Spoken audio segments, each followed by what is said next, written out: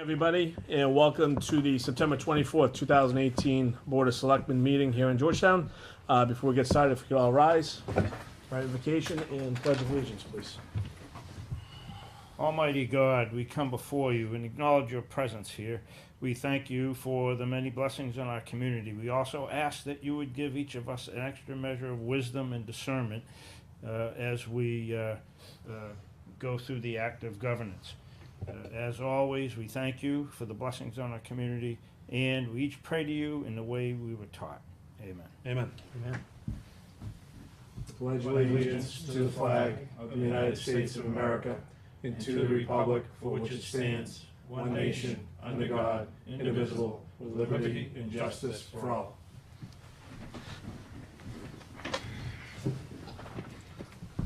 Anyone get a chance to look at the agenda? Mm-hmm. Yeah. Guys, we might even be able to get out of here before 9 tonight. Seriously, See, at the right? end of the Red Sox game instead of getting home at the end of the Red Sox game, right? Definitely nine. It's Eight. impressive. Hey, fine. Listen, I'll take 8:30 then. How's that? I'm gonna set a timer, 2 minutes apiece. All right.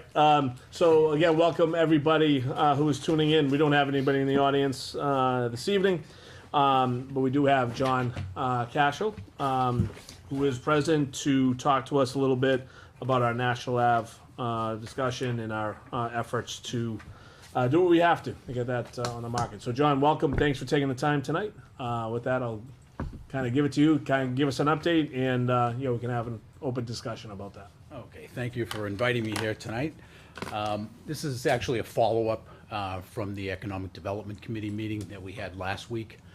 Several of the members of the Board of Selectmen were at that meeting, and it ended up being a situation where they wanted to invite me to the meeting and discuss the issues surrounding National Ave and bring everybody up to date to the actual status of that particular property that the town now owns.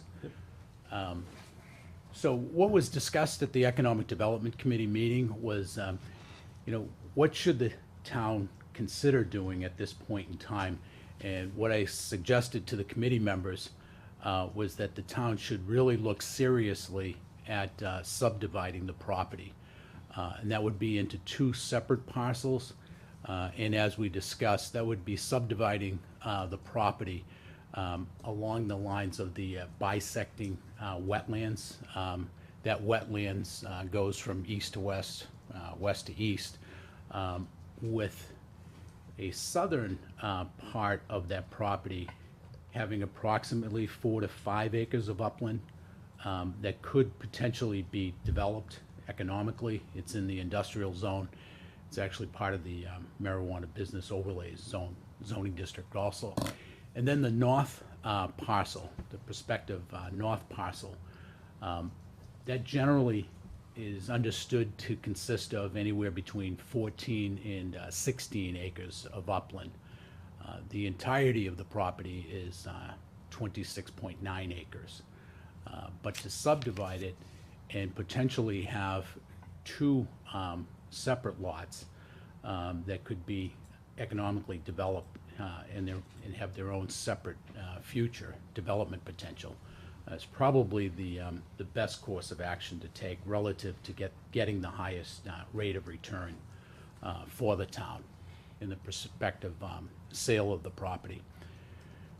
So in order to accomplish the goal of potentially subdividing the property into 2 lots, that involves having the property surveyed and an approval not required plan submitted with the planning board. An approval not required plan, what that basically means is that subdivision approval is not required. It's not a public hearing process in Massachusetts. It's a matter of having an A&R plan submitted to the board, and the planning board has 21 days by statute from the date of submission of such a plan for taking action on it, unless an agreed upon extension is provided. In this case, it would be the town asking the planning board, or the Board of Selectmen asking the planning board to consider subdividing the property by A&R. And after the A&R plan would be executed, recorded at the registry, and that would include recording separate deeds of the property. This is all in perspective. This is what we considered at the Economic Development Committee the best course of action to take in creating, a future scenario for development purposes and conveyance purposes for development of those two lots. You okay for right now? Sure. Okay, go ahead. Yeah, I was just gonna ask you, can you explain to the people watching what the benefit of it, or what's the reasoning behind the two? The reasoning mostly is because if it was a 26-acre parcel that didn't have any wetlands or a wetland area, in the corner of the property, you wouldn't have to do this. You'd have one big parcel or a much larger parcel of upland that would potentially be economically developed. I say economically developed, we're trying to figure out what this particular market will bring to that property as far as development potential is concerned. And there's a whole array of development potential for that in accordance with the table of uses. But the reason why we'd really look should really look seriously at subdividing the property is because you do have a wetland that is just dividing the property in two, so that you couldn't develop the property in its entirety. The wetland is too substantial to try to cross over to get from one side to the other. Rather, you have the development potential on one side as opposed to development potential on the other side. I got you. And then in terms of right-of-way and access, is there another reason? Yeah, access is problematic, to put it mildly. And that would be for the south parcel as well as the north parcel. Right now, it's envisioned that the south parcel would have direct access to National Ave, and it's anticipated that it has a wide enough piece of upland from National Ave to the building envelope of that southern potential lot. So that came to us, that was recently acknowledged that there is potential upland sufficient enough to create a right-of-way from National Ave, again, to the buildable portion of that property. And that's the 4 to 5 acres of upland that the south lot would consist of. The north side, as everyone is aware, is problematic in that it does not have direct access. An abutting property owner pretty much controls the access to that lot at this point in time. But we're working with that individual, and it really does look like we'll be able to enter into some type of agreement with that property owner, Right. whether it's a joint public-private partnership, or the possible conveyance of the property.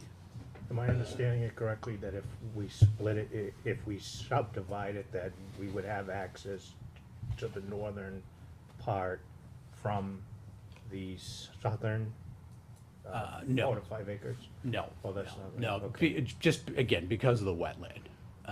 It's a low-lying, I guess you would consider it a vegetated wetland, that just goes completely from east to west. Gotcha. and Okay. Subdivides it. It would be a substantial wetland crossing that really, no one's envisioning something like that being necessary to, realize the full potential Gotcha. development of, this entire town-owned property. Okay. Well, you're really looking at a 6 to 8 acre wetland that divides it. Correct, yeah. So it does take land out of play, but there's still a lot of upland, especially in the north site. That's, 14 to 16 acres of upland, which is a very sizable building envelope. And Sure is. when you look at it economically, you might be talking about multiple buildings, you might be talking about a substantial building, a complex maybe 500,000 square feet. in size. You know, it all depends on what the septic capacity is, equal to what the use would be. Obviously, an office building would require more septic capacity than, you know, warehouse distribution or a manufacturing facility. Oh, if I might, Mr. Chair? Sure. Oh, I think that, that subdividing is probably will lead to the highest and best use of that land. And, with that interchange on 95 being the most undeveloped interchange on 95 North, there's a lot of potential there that could happen, and we should have it all ready to go for any type of developer or project that may want to go in there. So I think what you've outlined is probably the best way to go about it. Yeah. And recently, there's been a lot of interest on the north property at this point in time. So the sooner we're able to get the property subdivided through the A&R process, then, you know, we'll have a much more viable property to move towards the market. We do have to meet the statutory requirements for selling town-owned property. Anybody else have any other questions? Go ahead, Gary. Just, you being a town planner, I'm sure you know where to draw the line in that, the subdivision. I mean, does Georgetown have any law where a certain part of the land has to be uplands? You know, like I've heard some have, you know, if you have more than 3/4 of your land and isn't buildable. I'm probably not describing it right, but I think you know what I'm talking about. Yeah. So there will be enough left on that smaller lot.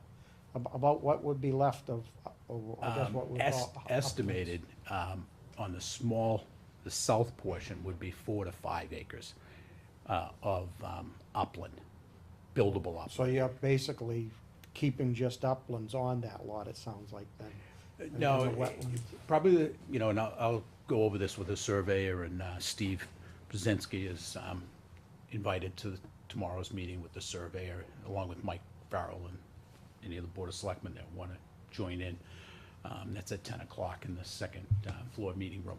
In any event, in all likelihood, the subdividing line would be right down the middle of the wetland, Okay. you know.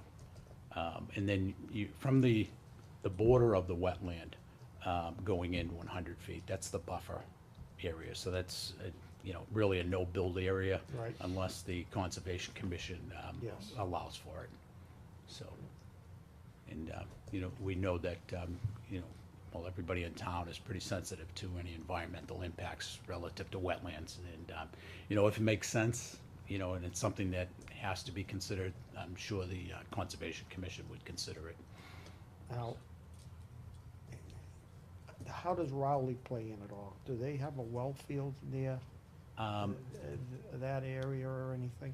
This property abuts directly with the town of Yes. Rowley. Actually, a portion of. Portion of it was in Rowley. Yeah, yeah. It's, that portion of Rowley is, you know, and it may be in a protected wellfield area. It's not accessible by means of any existing roadways in Rowley. I haven't had any direct talks with the town of Rowley about the development potential beyond this property. If you do go down 133, and I'm sure everybody does drive along 133, you're probably surprised at the amount of development that is taking place in the town of Rowley, especially on the north side of 133 leading to Route 1. And there's a sign up, you know, 175 acres for sale, you know, small amount of frontage, but the property must go very deep and, you know, enlarge. So, I mean, there is a certain amount of development that is taking place along that stretch. And, you know, eventually, you know, if we live long enough, we'll see a lot more development in this area, and it would pertain to upland. Some would consider it's fortunate that there's so much wetland in town, that it keeps, you know, a lot of development potential that would, say, take away from the scale and character of this particular enclave of communities. You know, there's a lot of wetland protection relative to the development potential. of the area.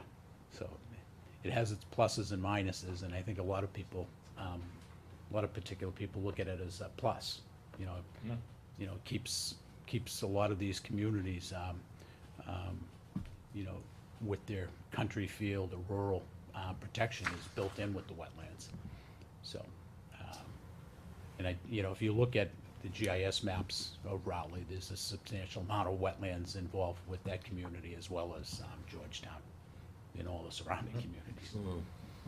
I just went to a seminar Merrimack Valley Planning Commission put on last Thursday. And one of the topics that night was the Great Marsh and how incredibly substantial that is. That's the largest coastal marsh area north of New Jersey to the border. You know, and how many communities are involved with that? Thousands upon thousands of acres, and it's an incredibly sensitive coastal marsh area. Thank you, Mr. Chair. Just a quick question. You mentioned the A&R process. How long does that typically take, or how long do you expect that would take?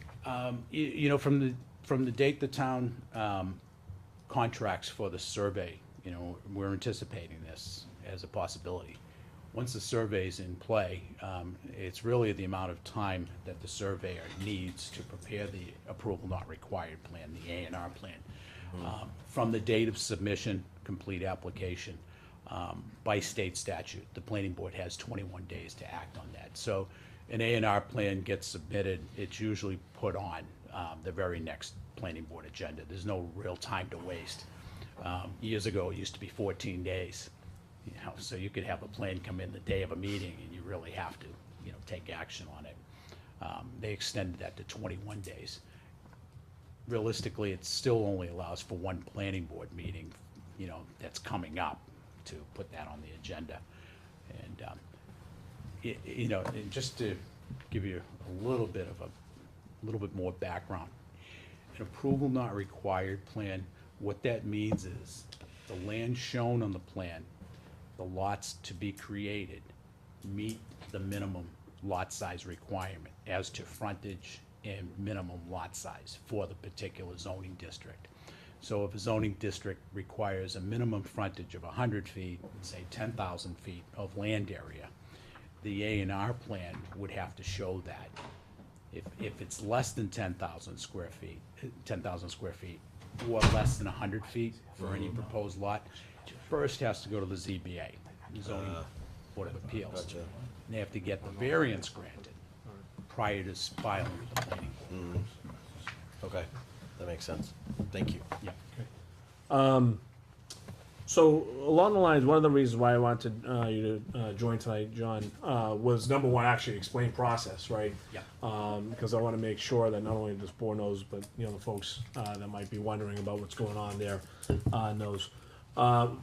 Two, what are the expectations of this board? What do we need to do to help in the process? Yeah.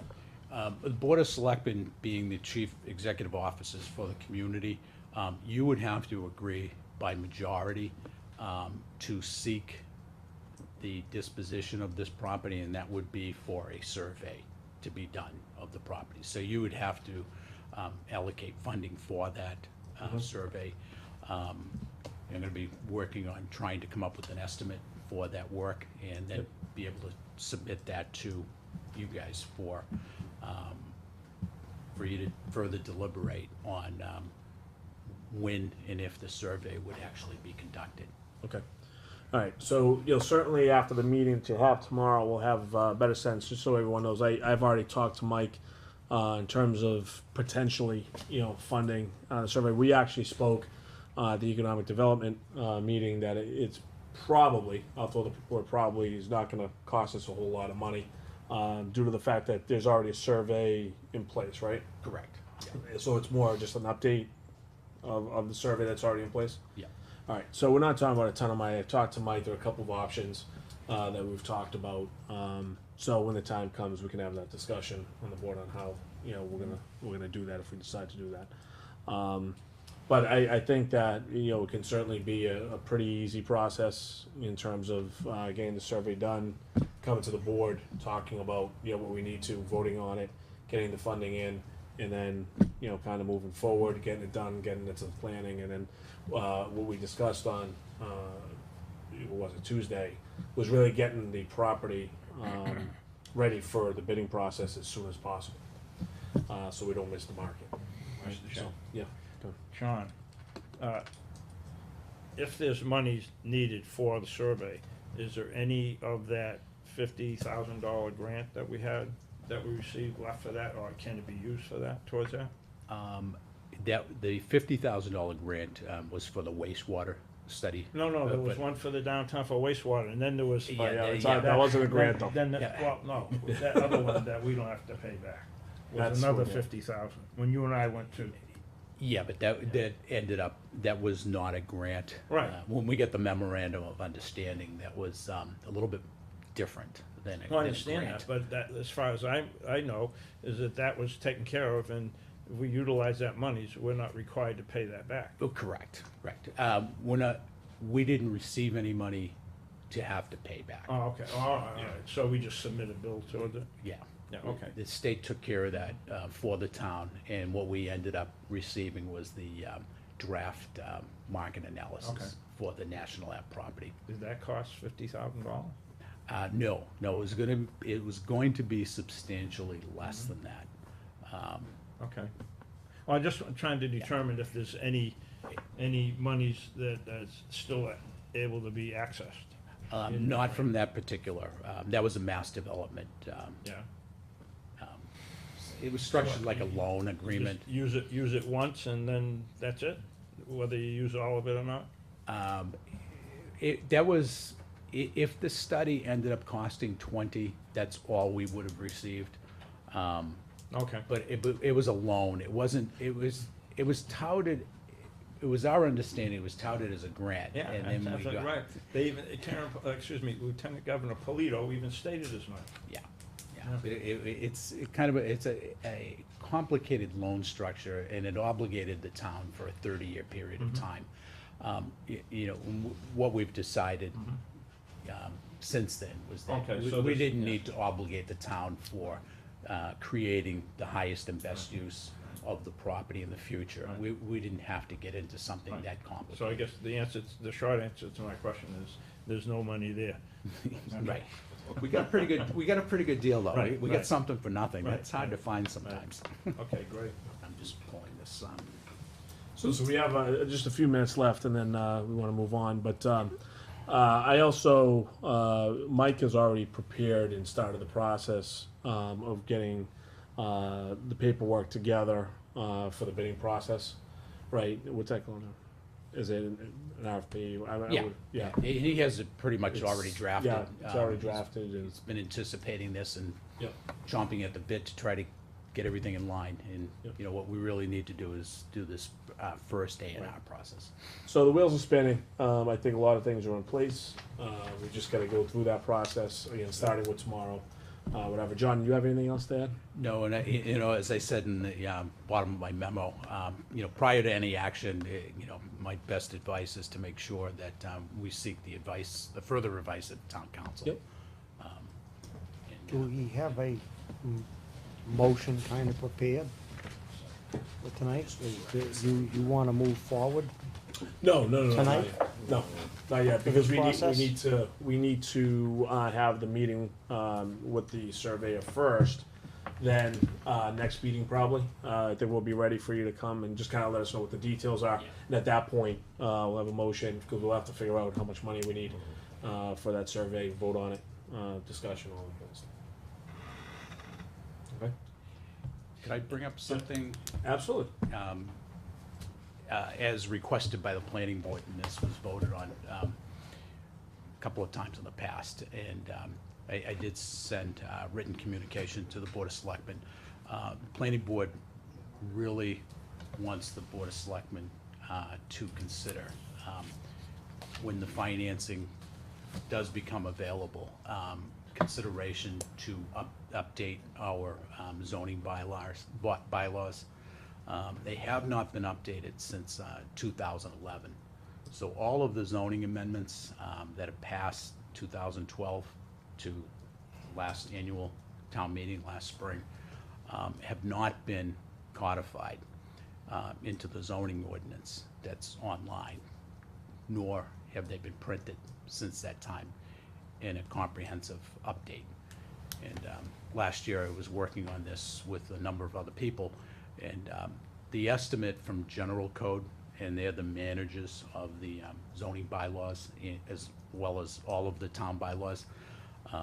That estimate last year was in the $4,000 to $5,000 range. That's necessary in order to have General Code, again, update our zoning for the town website, as well as having hard copies of all of the zoning ordinances that have been passed since 2012. Okay, All right? okay, sure, Gary. Do we wanna consider any other changes perhaps before we do that? Like perhaps that intersection more of an overlay district? Or do you wanna just do that and then how would we keep this thing updated once it's done, I guess? Yeah, Before the changes? And that is done on an annual basis. General Code, they're the largest company that codifies bylaws for communities throughout the country. And it's typically, for a town this size, depending on how many ordinances are passed in any given year, but it's typically a $1,500 to $2,000 fee for that management. And it's a real wonderful thing to do on an annual basis, so that it costs minimum amount. You pay as you go along, but there's been so many years that the town has not kept up with that particular task, and it is an annual maintenance task that should be accomplished every year. So is You that- really don't want to have on your website, a town's website, outdated zoning ordinances. Is of utmost importance So if for it- legality purposes. If I'm hearing it correctly, then it would be, I think you said 4 to 5 to update it. And then an annual 1,500 to 2,000 to go forward and keep it updated, that we probably need to find room for in the budget. Yes, yeah, absolutely. Okay. Absolutely. And where would that typically fall? Would that fall underneath the Board of Selectmen's budget or planning budget? It's your choice. Okay. But it really needs to be done on an annual basis, a body assigned, and that task accomplished. Okay. It should be as regular as the town going to annual town It just meeting. sounds like good planning. Absolutely. Yeah. Thank you. All right, so we'll have further discussion, but I mean, Yeah. it's obvious to me that we have to do something, so. Yeah, you just don't want to have people, attorneys, engineers, residents of the town going on the Sure. town's website and not being assured that what they're looking at is the most up-to-date zoning. Yeah, we've I'll run talk to into Mike that. about it. Oh, yeah. It's totally serious and it needs to be, the task needs to be completed. Thank you. John, thanks again. Thank you. for joining. Thanks, tonight. John. Appreciate it. What was the name of that company? General Code. General Code. And they're completely responsive. You can call them up, you can email them. I have a whole series of emails going back and forth in regard to this and trying to prepare for the update. Okay, great. All right, we'll talk a little bit more. Thank you. Okay, thank you, John, appreciate it. So before we move forward, we're honored, on behalf of the Board of Selectmen, we welcome both Senator Tar and Representative Mira to the meeting. We were not expecting you to be here tonight, so Come on up. come on up and let's chat. Must have good news. Well, either that or we're in trouble. And on that happy note, right? He's on the right track. It's fun to do this when there's good news to talk about. Well, great to see you both. Thank you for joining. Well, great to see you, and through you to the members, Mr. Chairman. Thank you for having us. We won't take up too much of the board's time. We know you have a lot of things to discuss. Take your time. We really just wanted to come and give you a little bit of an update And just to reinforce the fact that we want to partner with the board and with the town with regard to economic development. And that's really the thrust of what we wanted to talk about tonight. We have been working hard to try to make sure that municipalities have adequate resources for things like schools and other municipal expenses, and we're going to talk a little bit about that tonight. But as part of that, we know that the town has been looking to try to identify additional revenue sources that might help to be able to meet the burdens of expenses of both types, municipal and educational. And so we've been working to try to help you with some resources for that. And so I'm going to actually, with your indulgence, Mr. Chairman, I like where it's going, so. a little bit of, I'm going to give you a little bit of Feel paper. I figured you'd be very happy about that, so I'm going to pass that to Gary. There's no check in there, so don't shake it and see if one falls out. I'll tell you that.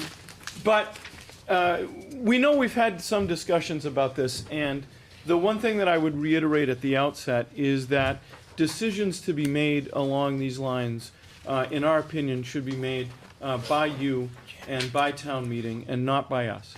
So our role is not to identify what type of economic development you want to do. Our role is to really support whatever it is you choose to do.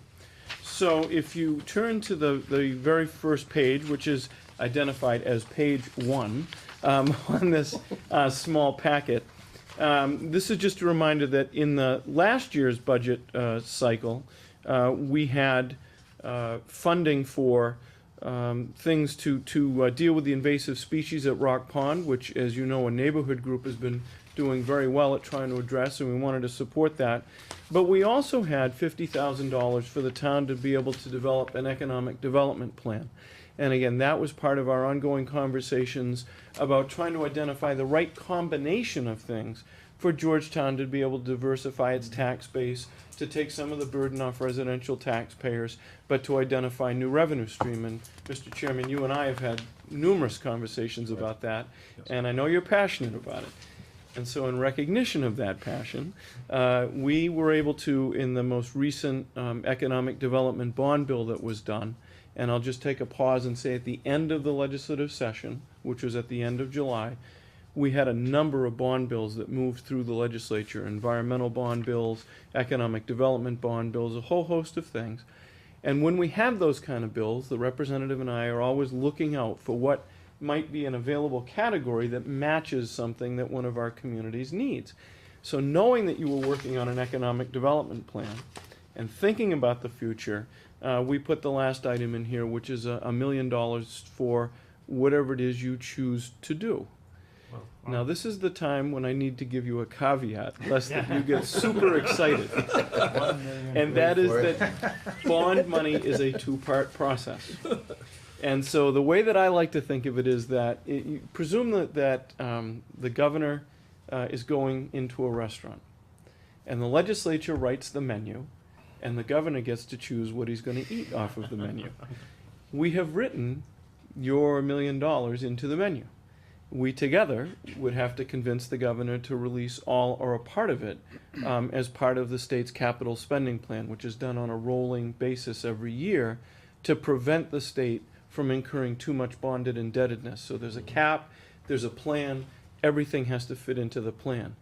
So in our mind, what could happen here is that if you move forward with your economic development plan, we identify one or more projects that you want to undertake, and then together we work to convince the administration to release this funding.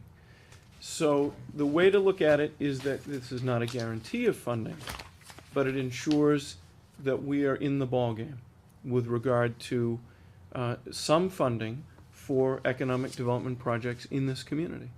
And again, we know that that's an important thing. We've all discussed it many times in this room and outside of this room. So we wanted to let you know that that is there, and that we very much look forward to continuing to work with you in whatever direction that you want to go. Wonderful. That's great. Fantastic. Yeah. Thank you so much. We really appreciate it. Sure there are some questions on the board, if you don't mind, gentlemen. No. We're particularly good at true and false. Who wants to start? Anybody? Well, I have a question. Okay. So, in terms of identifying projects, okay, is there a time limit to this funding? I.e., end of next year, end of this year, whatever. It's a great question. So, bond bills of this nature typically last for from 5 to 10 years. Okay. Our recommendation would be that you try to identify things within that first 5 years, because after that, you never know when there might be a deauthorization. In theory, these authorizations last into perpetuity, but in practicality, they don't, because what happens is the rating agencies that give us our bond rating will look at all of these different encumbrances, and if we're too heavily encumbered, that will adversely affect our bond rating. So periodically, the Ways and Means Committees and the Administration and Finance Secretary will say, let's get rid of some of these authorizations. So that won't happen in the first 5 years. In the following 5, it could. So we want to try to identify things earlier rather than later. And a good follow-up question, which I know you were going to ask, Mr. Chairman, is do we have to do it all at once? And the answer to that is no. In fact, we oftentimes have had more success than not when we can stretch these things over 2 or 3 fiscal years, so that the impact on the capital budget is not as great in any one year. Because you can imagine any administration is going to want to spread these kind of things out as much as they can across the state. And if they can do a piece of one here, and a piece of one here, and a piece of one here, that works out better for them. Okay. That isn't to say if you told us tomorrow that we wanted to undertake $1 million project, we wouldn't try to get the whole thing released. But generally, if we can phase something or stretch it out over a couple of years, that's better. Okay. Hold on one second. Gentlemen, what is the general time frame on if we put in a request, for some money? How long does it take to then trickle down into Georgetown? That's a great question. It can take a fair amount of time because we have to convince the administration to release the funding. So while I wouldn't want to give you a specific time frame, I would say it could take as much as a year, sometimes even a little more than that, because we're competing with everything else that every other legislator put into the bond bill. So I wouldn't make the assumption that if we decided to do something tomorrow, we would have the money on Wednesday. Yep. We have to build in some of the time to be able to do that. And the other thing is, in that sort of competitive environment, it also sometimes helps if the community is willing to invest some of its own money as a sign of good faith. Just answered my question. Yeah, exactly. But not too much, which I know is going to be your follow-up. And does it matter? So we know we have a surplus in the state, right now, and it's easy, in a year like this, to say we have some funds, right? But we could also see next year where the state kind of, maybe takes a dip. It says no less than $1 million here, but is that taken as a year-over-year thing where, this year, we could have this amount of money, but next year, that amount of money might not be there, for the same purpose. That's almost, the second part of your statement is almost always true. Right. So I just wanna make sure every everyone year understands that. we look at the ability to borrow, because this money won't come from the surplus. This won't come from operating dollars. This is capital. And But so as a it result of the certainly bond bill, plays into It how much money definitely the does. state has and what we want to do to go out, and we're borrow in this a money. much more So- generous mood when we have a surplus. Exactly. Right. But it's Yeah. important to realize that distinction, that this is borrowed funds, not Correct. cash. Correct. Okay. Doug, I know you have a question. So, is this money just for economic development? Could an infrastructure upgrade that would foster better development be Absolutely. within the realm of? Absolutely.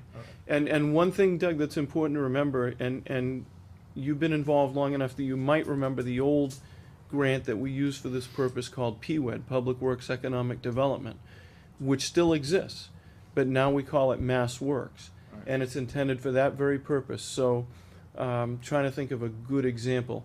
Let's say that you were to build something that needed an access road to get to it, and the access road was public infrastructure, but facilitated jobs to be created at a private facility, this could be used for that. Could also pursue a Mass Works grant for that. Okay. And Mass Works grants generally range from about $500,000 to about $3 million. And so it could be used in combination with that. It could be used to help us leverage the Mass Works grant and say, well, we won't chase the million if you give us the 3 million in the Mass Works. It can be used in combination, but certainly if it comes to pass that you have a project potentially that involves the development of public infrastructure to create jobs, we definitely want to be involved in that, because we can go in a couple of different paths. Mr. Chair? Sure, Gary, go ahead.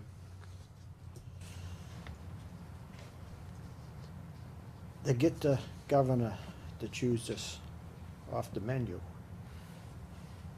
if we really put on our thinking caps, our planner, I was trying to get him to stay, but I don't think he realized who was here when he left. That's That- probably that why he town left. planner. If we come up with something that also benefits surrounding communities somewhat, does that help? Perhaps? Absolutely. Yeah, I mean, I know some, you know, a lot of our economic development, we've kind of got, I think, two areas that we realize we need to look at. That's the intersection down at 95 and 133, and also the downtown. And I think a lot of talk is talked about sewerage on downtown, where I think that may be needed, but that's not, I don't see that as the first part of the plan. I see traffic. And so if perhaps the traffic could be part of it, and the traffic could perhaps be said, it could also benefit outside communities, parking in the downtown, and that's where I'm going. Parking in the downtown is at a minimum, and if I've often envisioned something in Georgetown where we have kind of a park and ride, and with a bus that perhaps connects to the rails. I'm sure that would take much more than $1 million, but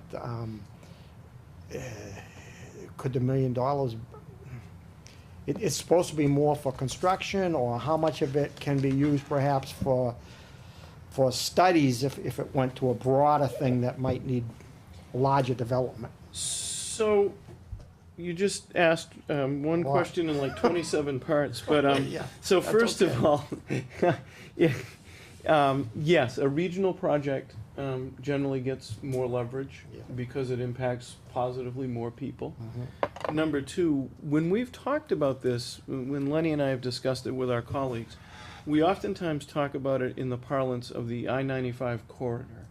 That you're on the I-95 corridor. You also have Georgetown Square, which is the intersection of every part of the world coming together in one place. So we've talked about those as having regional significance, and Yeah. I think you could play on that theme Mhm. very successfully. With regard to what is eligible here, generally we would say planning, design, and construction. So if you have a All project, three you are want best, all or- three. Well, not necessarily. Okay. Not necessarily. So for instance, if you wanted to plan a major park and ride, you know, it could take a lot of that $1 million just to plan, and that would be okay. Again, as I mentioned before, if you were to do that, we would also want to try to come in with some other resources to support that. But if you were going to do a study of some sort, we would probably look to try to put that in the budget, the way that we did the money for your economic development plan. So anything that's a little bit more concrete than a study, Mhm. like a plan, that would be okay. And we're happy to talk to you about any of this, and as things start to take shape, we'd be happy to bring in some of our colleagues in the Baker Polito administration to talk about how to do that, and how, so you're not alone, and we want to be helpful, but we just won't make the decisions for you. Thank you. Thank you, Right. Mr. Chair. Gentlemen? Yeah, I just want to thank you for providing this opportunity for us. I did have actually a follow-up question on Gary's point about regional. If other neighboring communities are also in this in this pool, I guess, or, is it feasible to combine the money from both towns? It could be. It is, yeah, It could be. okay. Yeah, I think really the task before the town right now is trying to figure out which direction it wants to go in. Right, And if that touches another border, we would certainly want to work with that community as well, okay, you know, and try to maximize the impact of it. great. That's all I have, Mr. Chair. Kip, do you have any questions? No, I just wanted to say thank you. It sounds as if it's pretty flexible, kind of open, and I really do appreciate that. I'm sure everyone has some really good ideas, salivating, kind of wanting to chat about it. But thank you for the opportunity for sure. Well, we're happy to partner with you, and you're welcome. And again, I would just stress that this is not a guarantee. This is an opportunity, and we're Right. happy to make it available. So, I'm sorry, Gary. No, no, no. I'm going to let Lenny speak. I've monopolized the conversation. No, I was gonna ask you a question about a question. Did you have a question about the potential uses of the taxes that you foresee coming in from marijuana facilities? Was that a discussion that you wanted to have tonight, just on the potential or possible uses of Sure, that? we can open it up to that. And I didn't know, in a if bit. Bruce, I had some private conversations before about this. There was perhaps some question about what they could use it on, and what they're limited to use it on, and I didn't know if you had any more insight on that. We had actually tried to put the chairman in touch with the marijuana, the Cannabis Control Commission. I don't know actually what the result of those conversations were, Okay. so I'd be happy. Which was nothing. Okay. I never heard back from him. And I think, this board, we've been a little frustrated, with trying to figure out, right, what we can do with the funds, short-term, long-term, what we were looking at. Because, we've set the town up in a pretty good fashion in terms of bringing some funds in, but we still are unsure, okay, as a board, how to utilize them for the betterment of the town, for the citizens of this town. We certainly have ideas. We actually just talked about the ideas, which really prompted a lot of the conversation around, okay, which direction are we going? But we all have a lot of good ideas, but we're a little reluctant, to touch anything beyond direct expenses relating. But with that said, we're also being, patient, to get some more direction. All right, and I guess that's more of what I was hoping for was are there discussions to relay back to the local municipalities in terms of what we might be able to do with this money, because it's a good planning tool for towns that have some challenges to it, that both short and long term challenges for that matter. We're trying to be patient with it as much as we can, but at the same time, I think in my mind I'd like to start the process of doing some planning with You some guys of have been these very funds. patient, I have to say.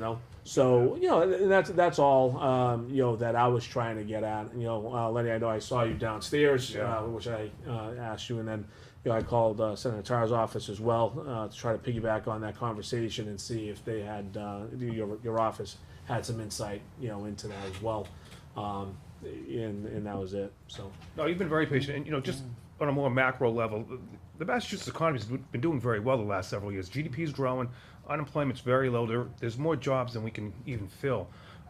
But for whatever reason, tax revenues just haven't kept up the last several years. So the governor ended up making 9 seat cuts over the last several years. But this year, we actually came in ahead of predictions. We have a surplus. We have more revenues than we actually banked on.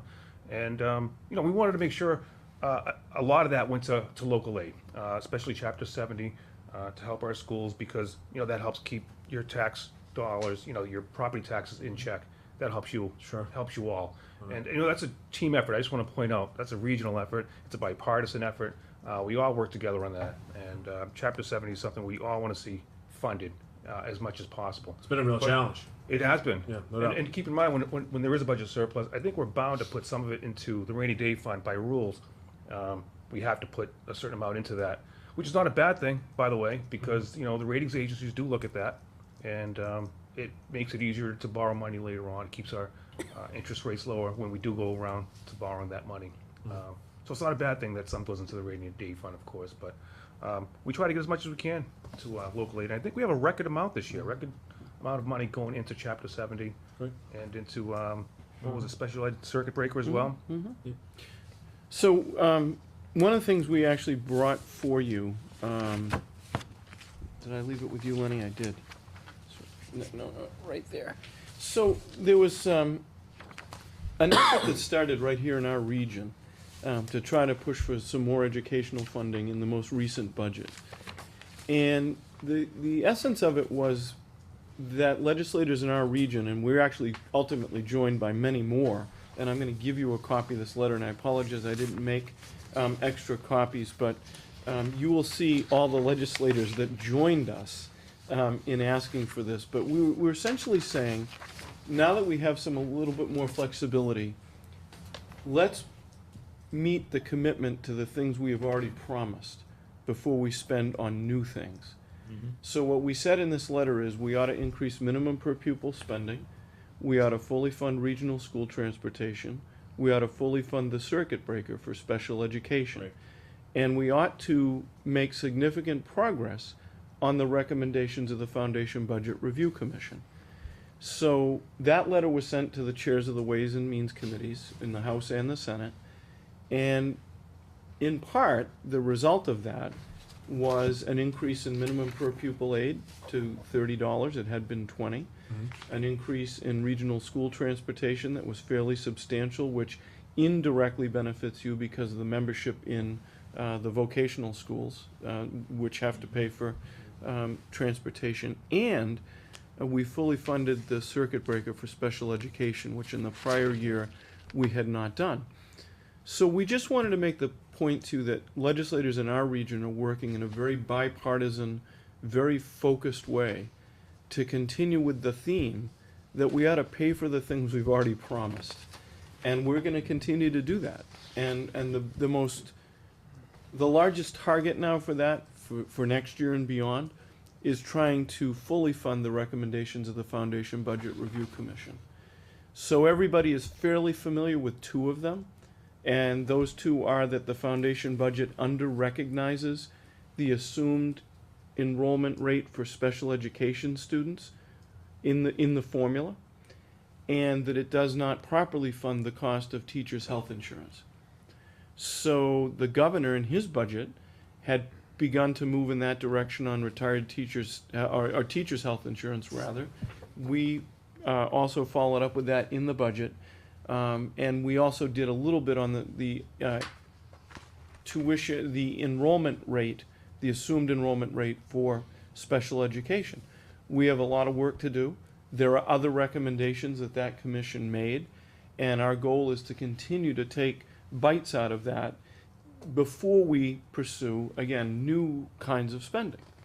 So we're gonna try to hold people's feet to the fire with regard to that. And something that we've pushed for. I've offered the amendment several times. It's succeeded in the Senate. Lenny and his colleagues are working on getting it in the House.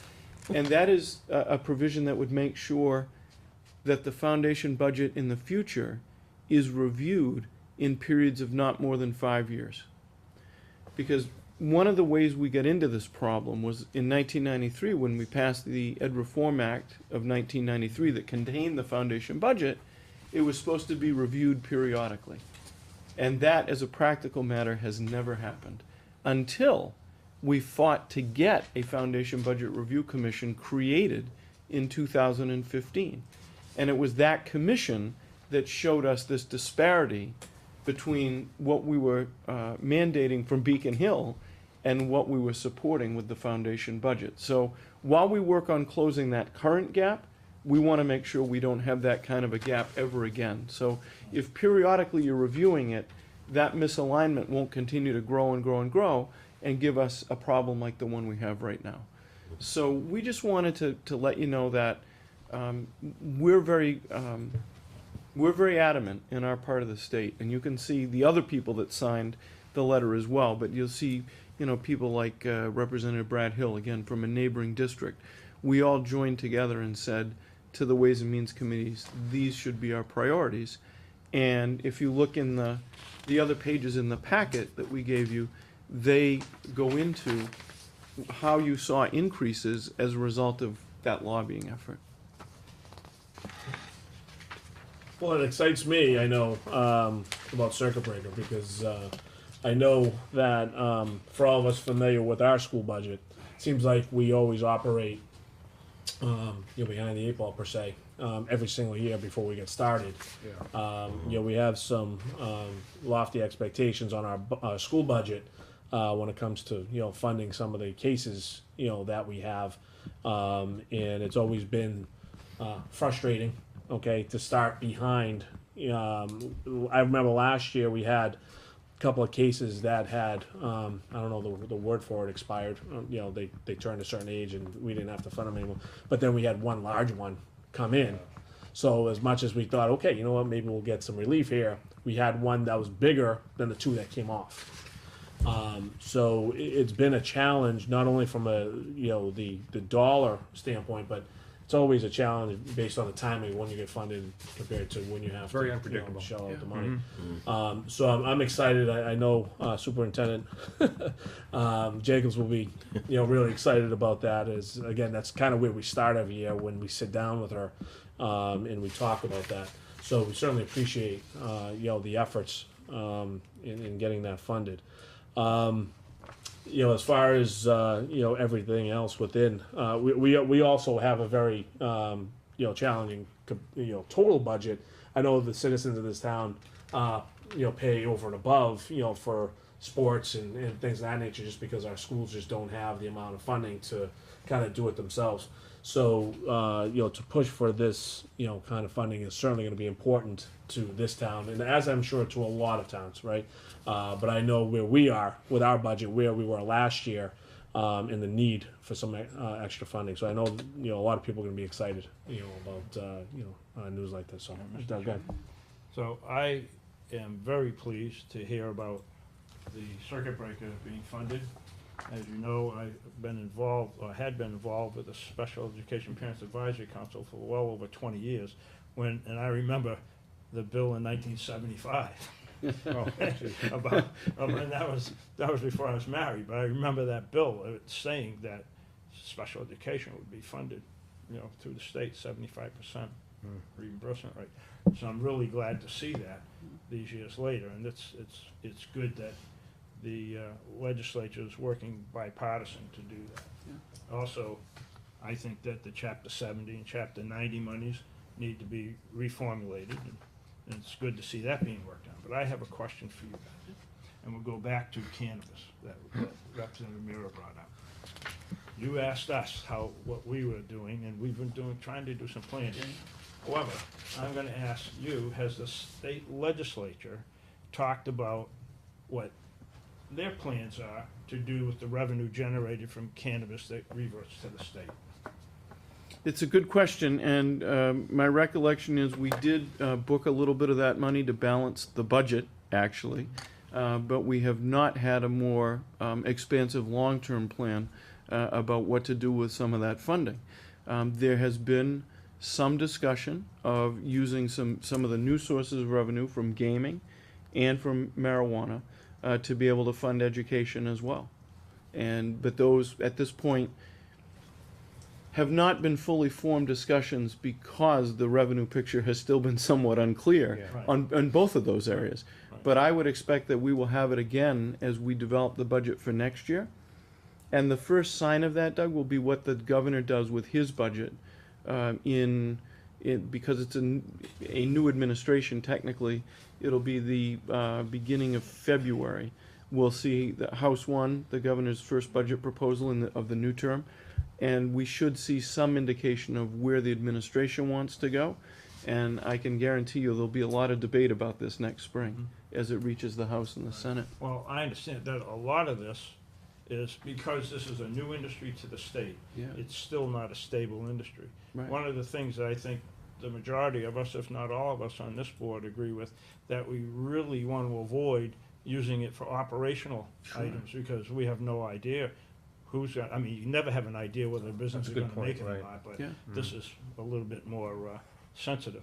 So we don't, and then trying to expend that, I'm sure that with all the controversy that's been going on during the summer regarding hosting agreements, the next legislative session, it's going to be brought up and talked about, and the whole impact. And I'd personally ask for some modifications to that so that the towns and municipalities can enjoy some of the revenue from that, from hosting agreements, instead of just on impact fees.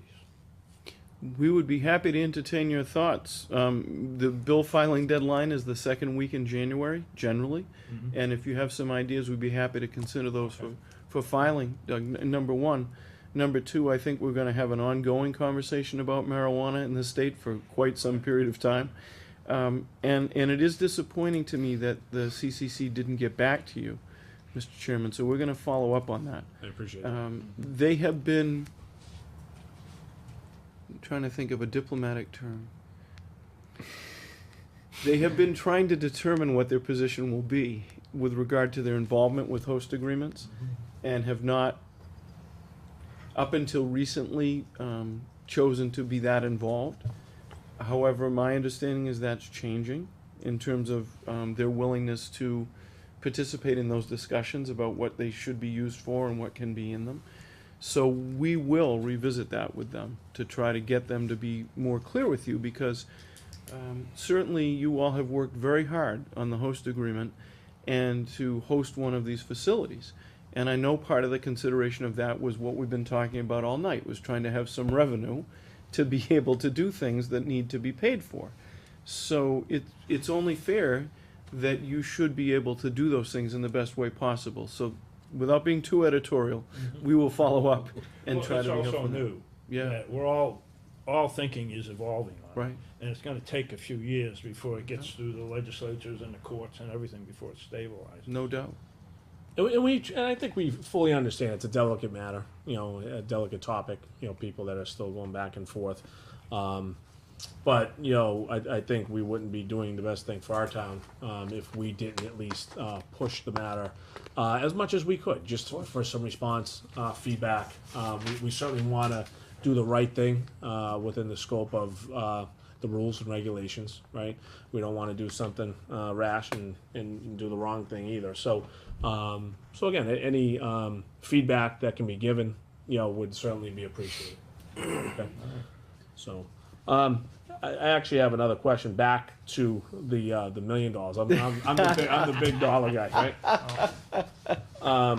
So one of the areas that this board has listened to some conversation back and forth. As the town grows, we have been challenged with some of the athletic fields that we have in the area, and there are some folks in town that would like to expand, on that, because again, we are struggling with enough space, to put our kids on. We have one major recreational area on West Street that was really not designed to be a recreational area, but for years upon years it has. And our challenge is we can't really treat the field the way it needs to be treated because of the water, table, and we can't use the fertilizer to treat the field. And every year, for the past X amount of years, it's been getting worse and worse, to the point where I brought up the topic last year because we had a visitor come to Georgetown, and a little girl got hurt pretty badly by running, and her foot kind of came down in a hole, for lack of a better term. And and she left the town, hurt, and I know her parents probably weren't happy about that, and I was somewhat embarrassed by it, but at the same time, there's not a whole hell of a lot we can do with that field because of our restrictions. So we actually allotted some money to a board to do a study on what we might be able to do in town to expand, the area of athletic fields, so that doesn't happen anymore, and we can leave West Street alone for the turtles and everything else that someone might want to do. So with this money, if we came up with an area and as a town we decided that we do want to put some recreation here. I know a track is something that the town, some people in town would like. Would this qualify for something like that? Probably not. Probably not. Okay. However, if you have an area you would like to develop, there is a grant called a park grant, PARC, Yeah. that is oftentimes used for municipalities for those purposes of playing fields and the like. There is. Okay. So if, Awesome. again, if you have something concrete that you'd like to do, let us know. So it's just Mike or somebody can send us an email or whatever and just let us know. and we will try to help you with some funding for that, but I would not recommend pursuing okay. that for this funding. Perfect. You know, that's the thing. Expectations are important when trying to figure out, you know, certain things because, you know, for folks that are watching, you know, tonight, some of those people that I talked about are probably like, oh wow, $1 million, that can fund, you know, the fields, you know.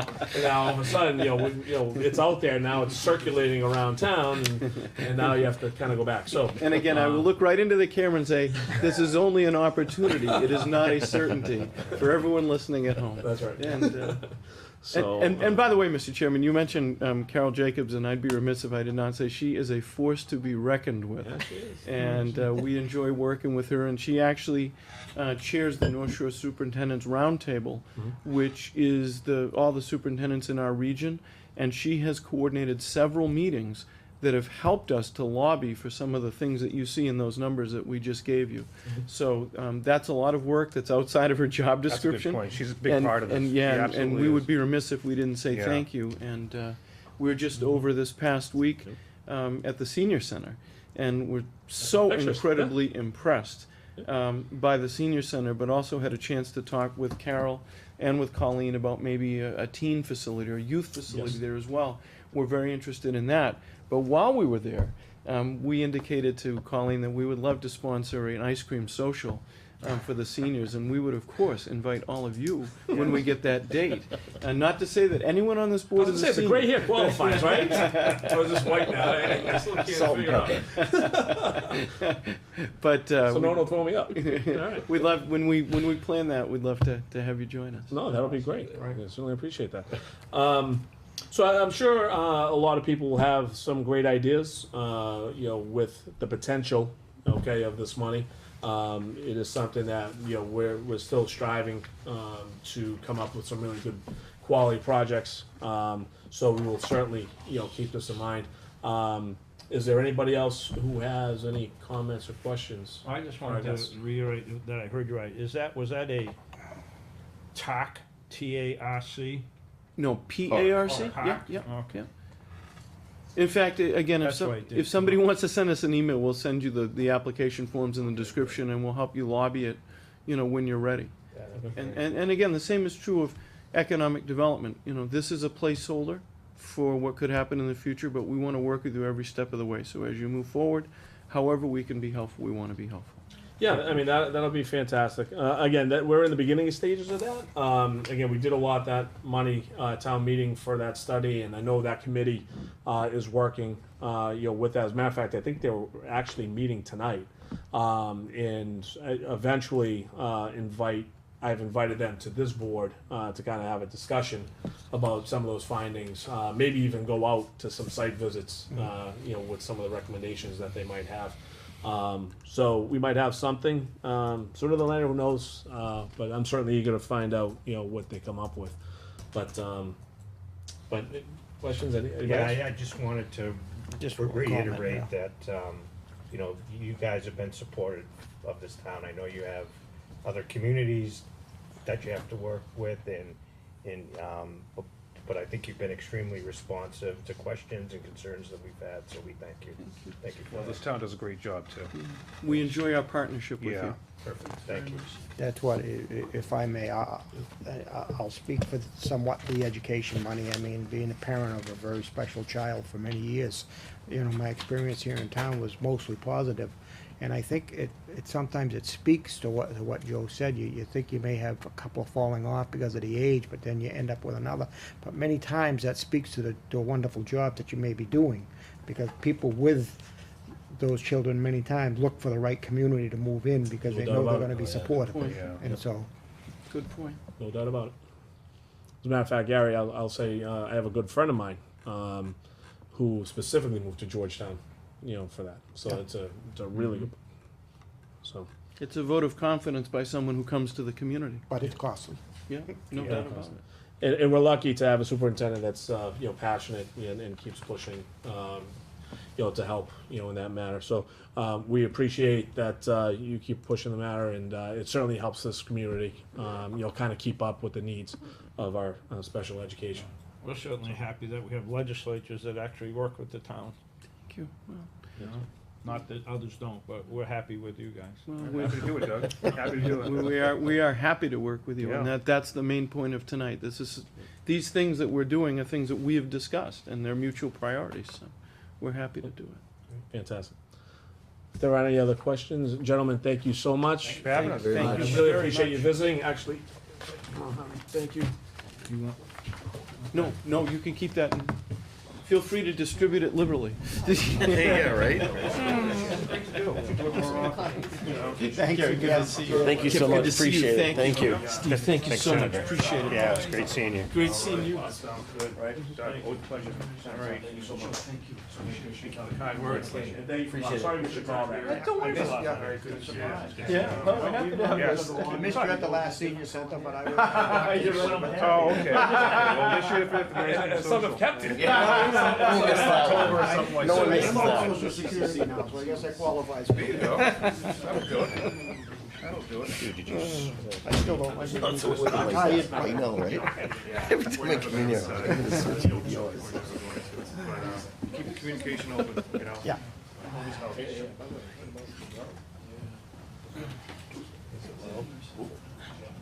just floats back.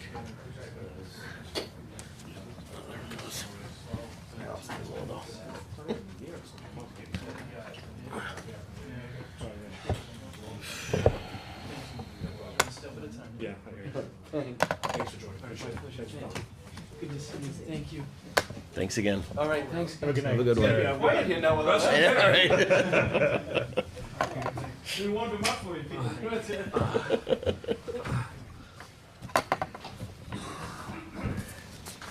All right. Peter, come on up. Talk about the $1 billion, toll up on West Main Street. Yeah, there you go. Sorry, Peter, it was a nice surprise. We weren't expecting that, so sorry that, That's all right. hopefully they didn't throw your dinner off. You know, so, well, welcome tonight. You're on the agenda to give us an update. I know a lot's going on with the highway department. So with that being said, I'm going to give you the floor. You know, if you can give us an update. Last week, Central Street was milled, and we're looking to pave that this Wednesday, Thursday, but with the rain, it may be, Thursday, Friday, it could be Friday, Saturday. I'm not sure. It all depends on the rain. October 3rd, the reclaimers are coming in. They're gonna reclaim the full length of Thurlow Street and the length of Nelson Street. It won't be, everything on October 3rd. It'll take them about 5 days to do that. And then we're looking to pave that road, or those two roads, October 10th. So October 3rd and then October 10th. Yep. For Thurlow, is that going how far down? All the way? From Jewett Street to North, that little small section. Okay. And then from North Street to the culvert that we had replaced a few years ago. On Thurlow, right? Yep, and then we'll put the binder coat down this year, and then next year we'll come back and put the top coat. Next year. Okay. When we pave Central Street, expect delays. If you don't have to go Central Street, go another way. Because you won't be able to drive on the new hot top until after it's been rolled. You might have to wait. It's gonna be a lot longer than it was for when we did the milling. So Peter, talk about that, because obviously Central Street's heavily traveled. Yep. So it's going to depend on the rain Yep. in terms of when you get started. How will notice be sent out to residents? I know it's on the town's website right now. I know it's on the Facebook page through Yes. the police. And we'll put another message board up as soon as I find out, what day they're gonna come. So, like, I'd hope that, I wish I could put it up today, saying that it was gonna be Wednesday, Thursday. Yeah, as of right now, it's gonna rain Tuesday, I know for a fact, and Wednesday could be wet, and this is top coat, so it's tough to pave in the rain and with the top coat. So it's raining tomorrow and Wednesday? Yep, well, they're saying tomorrow and then thunderstorms Wednesday. And, I couldn't watch the weather to find out if it was in the morning, the afternoon. Okay. If they have 20 trucks come, we could get it done in the day. If Yep. 20 trucks don't come, it's gonna be 2 days. So will the residents have at least 24 hours notice, or is it going to Yes. be okay? Yep, and I can do send out a Blackboard Connect, it's like a reverse 911, I can send that out. I sent that out for the milling, I don't think everybody is signed up for that. I wanna say there's like 5,000 or 6,000, phone calls that go out for that, and Yep. it could be more. So, I think that's a good idea. and it's then- short and sweet. It's not Yeah. a 3-hour message. It's Yeah. basically, we're gonna pave this day, and Right. if you don't have to be on that road, don't be on it. And I think that's all we need. I mean, for those who travel in the morning, Yep. you know, for work. I mean, or you know, you whatever, can so. travel right down 133. If you live on Ballpate or Nelson, it might be better to go around and go Andover Street. Yep. Because we're gonna start at 7 and just I was go. gonna say, so you're gonna start at 7? Yep. Okay, because that's also something, because that'll mean more traffic on 133 in the morning. Yep. For school. We'll and have 4 everything else, police so- officers. I know there's an officer out on Elm Street for school traffic. Yep. If we had to, we could send one of the officers down in the square to get more traffic going straight. And if we had to, we could, you know, either send him down to Elm Street too. But I know there's gonna be one there for the school traffic. Yep. So maybe if we're in between Elm Street and the post office, which is a good stretch of road, we could send the incoming traffic, which there's not a lot of, down Elm Street. And we could almost put an officer, if we had to, down the end of Elm Street at East Main Street all day long. So, but there's not a lot of traffic that comes in town, so. Okay. So planning is the big thing for that, you know, for that day. It's all the so. weather, and, you know, the weathermen don't have a good record, so. Go ahead, Dick. When you do Nelson, are you going to tee that intersection at the same Yes. time, or is that? Yep. Okay. When we were on Elm Street, I want to say it was 2 or 3 years ago, I was out there with the engineers, and I saw a woman grab her baby carriage and pull it out of the way because a car came around the corner. You don't have to slow down because it's a Y intersection. There's a fence there, so you can't see what's around the corner. She literally grabbed her carriage and pulled it out of the way. So what we're gonna do is we're gonna make that a T intersection, take out the island, and we're gonna make, eventually there's gonna be a sidewalk that goes all the way to the rail trail. We're gonna make a path that goes from the sidewalk that's there now, so you can get past onto the paved road. Cause Nelson Street's not that busy, but that intersection's, you know, dangerous. You know, people can't see if they're in a large vehicle, they can't see coming out. If they're heading left toward the square and looking outbound, they can't see traffic. So this will be a nice, you know, it will be a large T intersection. There's no poles in the way. There's a tree that's gonna have to come down. I asked if it could be transplanted. I talked to an arborist about that. He said, the chance of that surviving is not good. You'd be better off just planting a new tree. So that's what we plan on doing. Hold on, Doug, you all set? Yeah, on that subject. That's it. On Nelson Street, so when you turn in, heading towards Ballpate, when we have storms, there's always, you've probably seen it, it's a huge puddle there.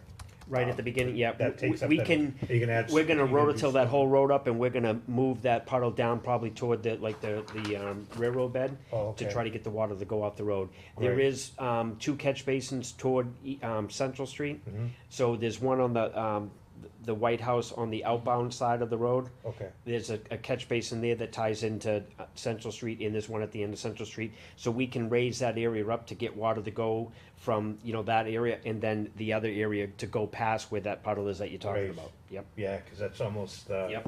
it's I almost mean, a pond. we liked it there for a while. It would, good way to wash your car, Yeah, so- right. because it was deep. Yeah, it was, cool. Okay. And I wanna say it was at least 4 or 5 years ago, we replaced all the culvert, pipes on that road. So all the culvert pipes are new, they're not, you know, I hate paving a road that there's structures underneath, like, you know, when I first started, there was probably 5 or 6 years of, you know, that I was here, that it didn't look like we did much paving. It's cause you gotta fix what's underneath before, cause we're literally, 2 years ago, we ripped up 300 feet of pipe on North Street, and it filled the back of a 1-ton, because it was all corroded, and it's aluminum or steel pipe. And now it's all new plastic, and it took us maybe, I think, 2 days to do. And now it's new, it works, so. Great. Good. That's all I Good. Could I change the subject a bit? First, I wanted to thank you and Chief Cudmore for your efforts on the pedestrian crosswalk lightings Yep. down by the building supply. Mm-hmm. It seems a lot safer. People, don't read signs. They're doing everything but reading signs. I could put a sign up that says "Take your next left, receive $500," and if I told the person, if he promised me, I'll give you the $500, but don't tell anybody on social media that you received it, I'd probably get out $500 that day. It's unbelievable, you know. They're just, and they're not paying attention. Right. So- Well, I was glad to see those go in. I know that was one of the projects you had designed for Complete Streets. Yep. That And we'll we've- try again for complete streets. They say it sometimes takes 2 or 3 tries, and you know, we have a lot of safety that we want to. For instance, those crosswalks at a lot of different locations, fix handicap ramps throughout the town, fix sidewalks throughout the town, add sidewalks. So, Right. Well, I appreciate your hard work and all that. thank you. But I was particularly glad to see the 2 crosswalk lights go up, Yep. and hope that some of the other more dangerous crossings can have those too. Yep, the light department showed interest in maybe buying a few more. So Cool. I'll talk to Good. Dave about that. I've just been busy the last few weeks. We've had a lot of dead oak trees in town, and the light department was generous enough to pay for a tree crew to come in, and we took down a lot of trees, but a lot of them were dead, and it's not safe. I have a question for you. Yep. Because there were 2 trees in my neighborhood. Yep. That the tree company came in, And they And they took the took branches all- off, Yeah. and but they it's- left the yeah, trunks they're and gonna the they're gonna larger take limbs. care of that. You know, we took down a lot of dead trees in one section of town. We tried to do as much as we could. We pushed them as hard as we could, and this is a good company that can come in and get the work done. We still have a lot more oak trees that need to come down that are dangerous. So hopefully, we have a crane coming in October 23rd. We're gonna take some on Andover Street down that are dangerous, and you know, there's been branches falling off left and right. Right. But we're hoping to get those down, and we're hoping to put out the bid again to try to have this company come back in and take down more trees. We've had, I remember wanna the say stack, yeah. I 6 remember the pages. stack at the highway department, transfer We highway had department. at least that size Yeah. again. Again? Wow. A lot of dead oak. Yep. So, I mean, there was 6 pages of trees that needed to come down, and we took about half of them down, plus, because as you're walking along, you find more, Yeah. and why is it you haven't cut down that tree too, so. Great. Great. So Pete, we have Central, we have Thurlow, any other? And I keep on forgetting this road, it's, is it Phillips Ave? Oh, off of Thurlow? Yeah, Phillips Yeah, Ave is that's getting done Phillips. too, Phillips Ave? yep, sorry about that. But while we do Thurlow, we're gonna hit Phillips. I was gonna say it's- same sure. time, right? It's Yeah. maybe 300 or 400 feet, Yeah. you know. I'm sure the residents will be pleased with Yeah, that one. and agree. we're gonna make that a uniform width. It's, you know, it's wide. In some places, we're gonna make it 24 feet. Yeah, it's only 357 feet wide. I mean, long. So, Okay. and the money that we used for Central Street was money that we received back from FEMA. So when we did that project out there, replacing the 2 culverts, we had some overages, and you know, we paid what we had to pay to get the job done. It was a lot of police details because it was closed 24/7. Pingree Farm Road was not the best road to send people down, and you know, with that money, it was $176,254 that we received back from FEMA. So that's what we used to mill and pave that road, and some great. town funds, That's great. so. Okay. Alrighty? And so this is a general discussion regarding, you know, highway. So as we come up to our tough time of winter and everything else, how are we looking? I hear it's not gonna snow. At all? No. But we are in good shape. Trucks. Wow. The trucks are, we usually start putting, you know, transferring everything over from, you know, the, I don't know, 8 months of the year use to winter use Yep. in the end of November. So we'll have sanders, we'll have all those in and ready to go. We'll have to restock. The salt is almost depleted. But I wanna say, I'm almost positive the salt price this year is cheaper than last year, Oh yeah. Okay. so. Good. How we staff? Okay. Yep. We have the same stuff. It's a great stuff. I think it's one of the better stuffs around. Those storms we had in March, Georgetown was probably cleaned up tree-wise before any other town around. It was, we were out there every day. The amount of stuff, the chips we produced or the brush we brought back to the yard. You saw the pile. It was a lot of. I've never seen that much devastation. Right. So. Okay. Well, let's hope we don't have a winter like that Oh again. yeah. So Peter, anything else you want to bring up to the board? While you're here? The house next door should be coming down soon. The gas company sent me, like, they let me know that, there's a dig safe in progress, and the gas company has to come stub off the gas line. It's already been taken off the house, the meter, Yep. but we can't just leave that gas line in there, because if it would ever dug up, it would be a gas leak. Yeah, Mike filled us in on that. I told the gas company, whether it's the contractor tearing down the house or us, we would go over there and dig the hole so they could stub off the gas so it could get done quicker. And then after that, it can be torn down. Do we have a time frame on that? I know. It's like I know the person that's tearing it down wants to do it as soon as possible. Mm-hmm. So as soon as he gets the okay, it can be. Is there a time frame on the guy? I know. I don't know. The gas company, it should be, because I have a Do good you have to wait for a relationship with the project gas to come company. into town, or is something No, specific? they're gonna, basically, I need a technician to come over here that can snub off the end of that pipe. That's what I need. And it could be tomorrow, could be next week, so. They're all pretty busy probably. After the house is down, are you planning to pave it, or we I'm gonna not- put fill in it, or Um, not, or? He's gonna tear the whole foundation out and, Right. and, Just gonna and level regrade it. a little bit. Okay. We could strip all the loam off and put like a ground up hut top temporarily, cause I don't know what the plan is. Is Yeah, it a well, parking lot? I don't think we have a plan yet. But it could be a place that you could, it could be an overflow parking for anything around here, for the fire station, police, town hall. Listen, I don't care what it. Put all the branches that you're taking off there. As long as the house isn't there anymore. Get rid of the house. You would not believe, the pile of brush that we have is probably 40 feet high, and it would fill that up and. Good.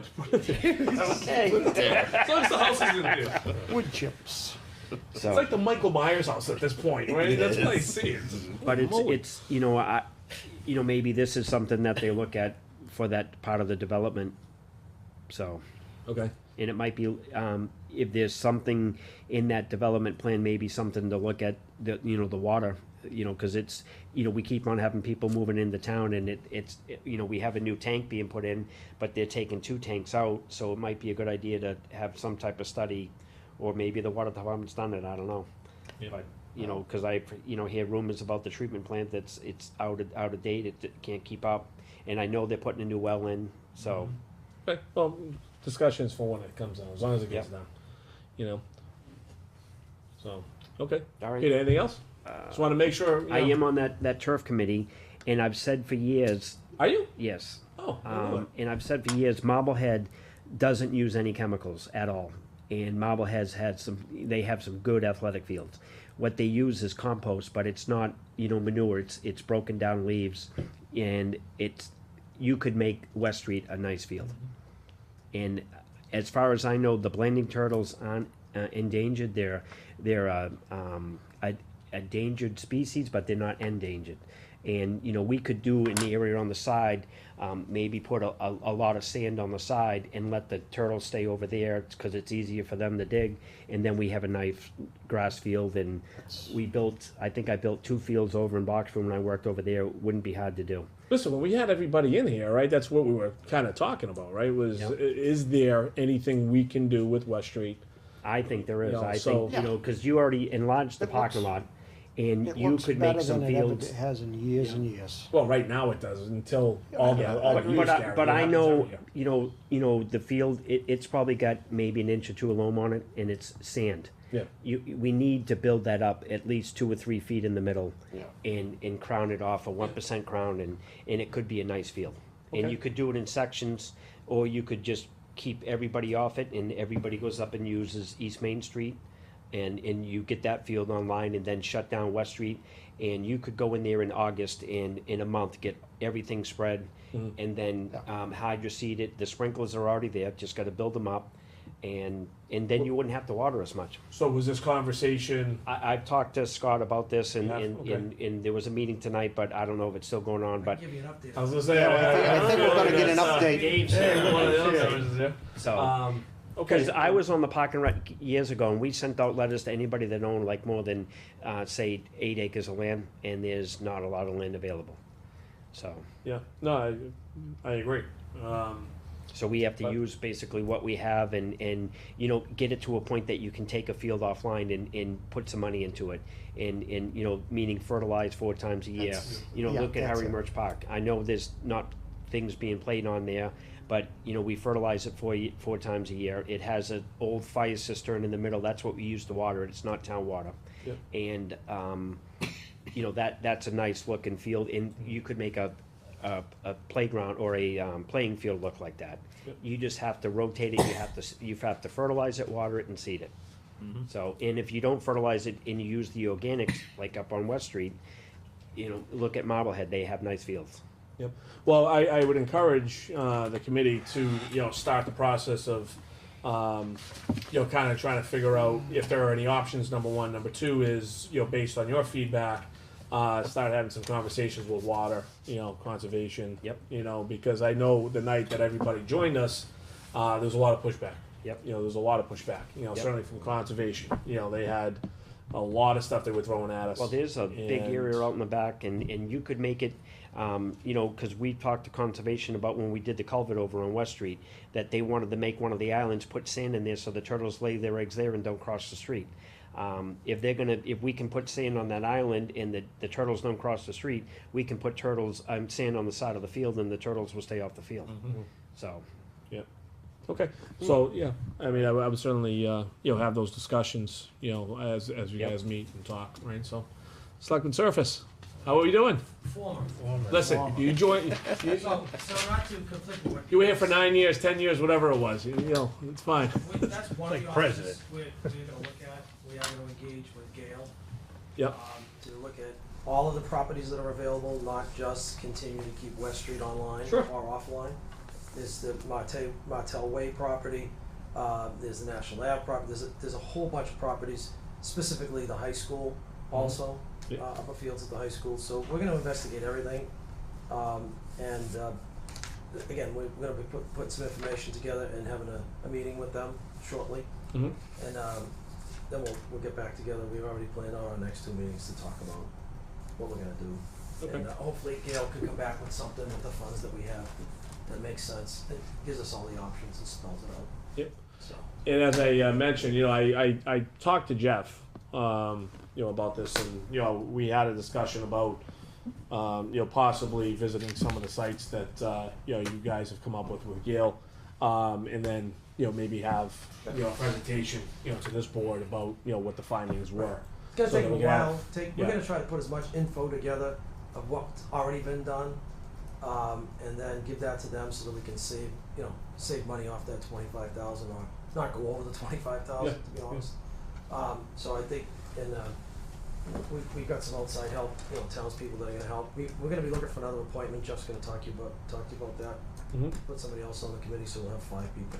Okay, So I think that's one of the options to, you know, and listen, when I sat on that side, I was the proponent of moving away from West Street, because Mhm. that's not what those fields are intended to be used for.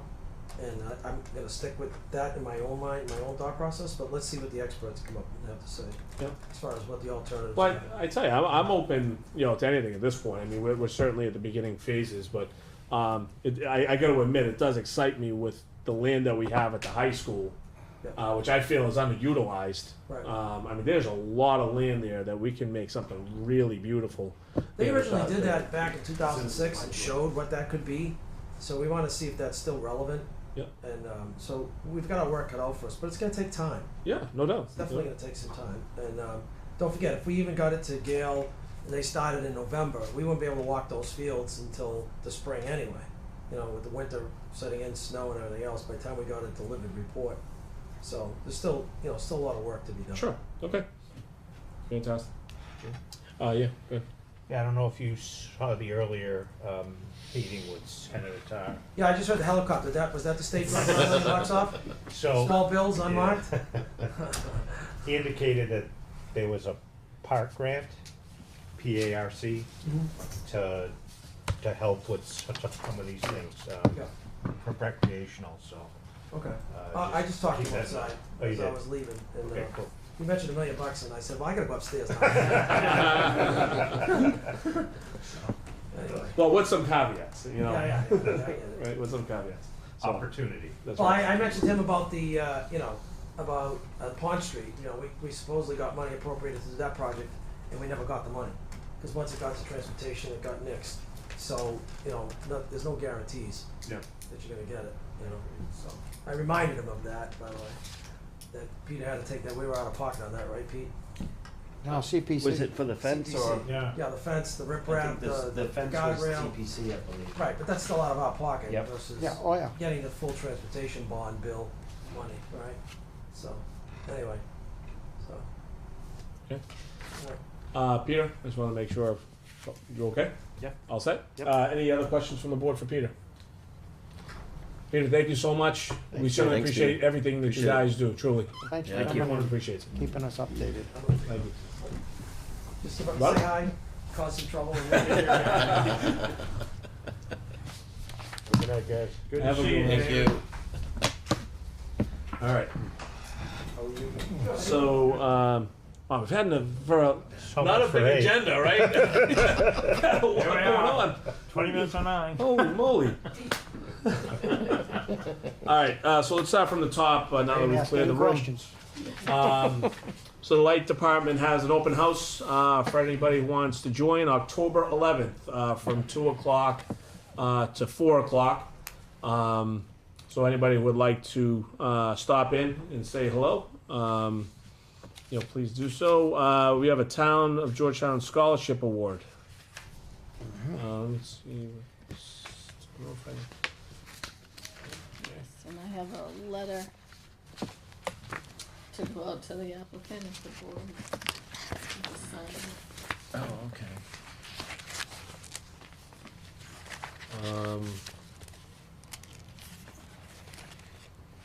He wants to sign this now. Has this already been awarded? It hasn't been awarded yet. It hasn't been awarded yet. Okay. no, Well, she's been notified, okay. Sure. they've been notified, but the letter, the award letter, that's the award letter.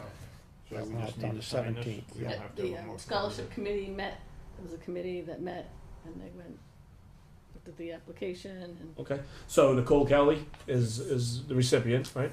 So if I could, I'd like to recognize Nicole. Nicole Kelly, it says, "Dear Nicole, congratulations on a job well done. On behalf of the town of Georgetown, we are pleased to inform you that you have been chosen to receive the Town of Georgetown Scholarship in the amount of $500 for your studies for the 2018-2019 school year.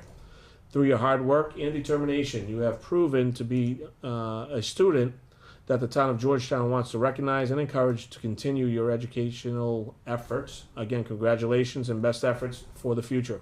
Sincerely, the Board of Selectmen." So Nicole, congratulations, fantastic. We're certainly proud of you. And as the letter says, we wish you the very best moving forward. There you go.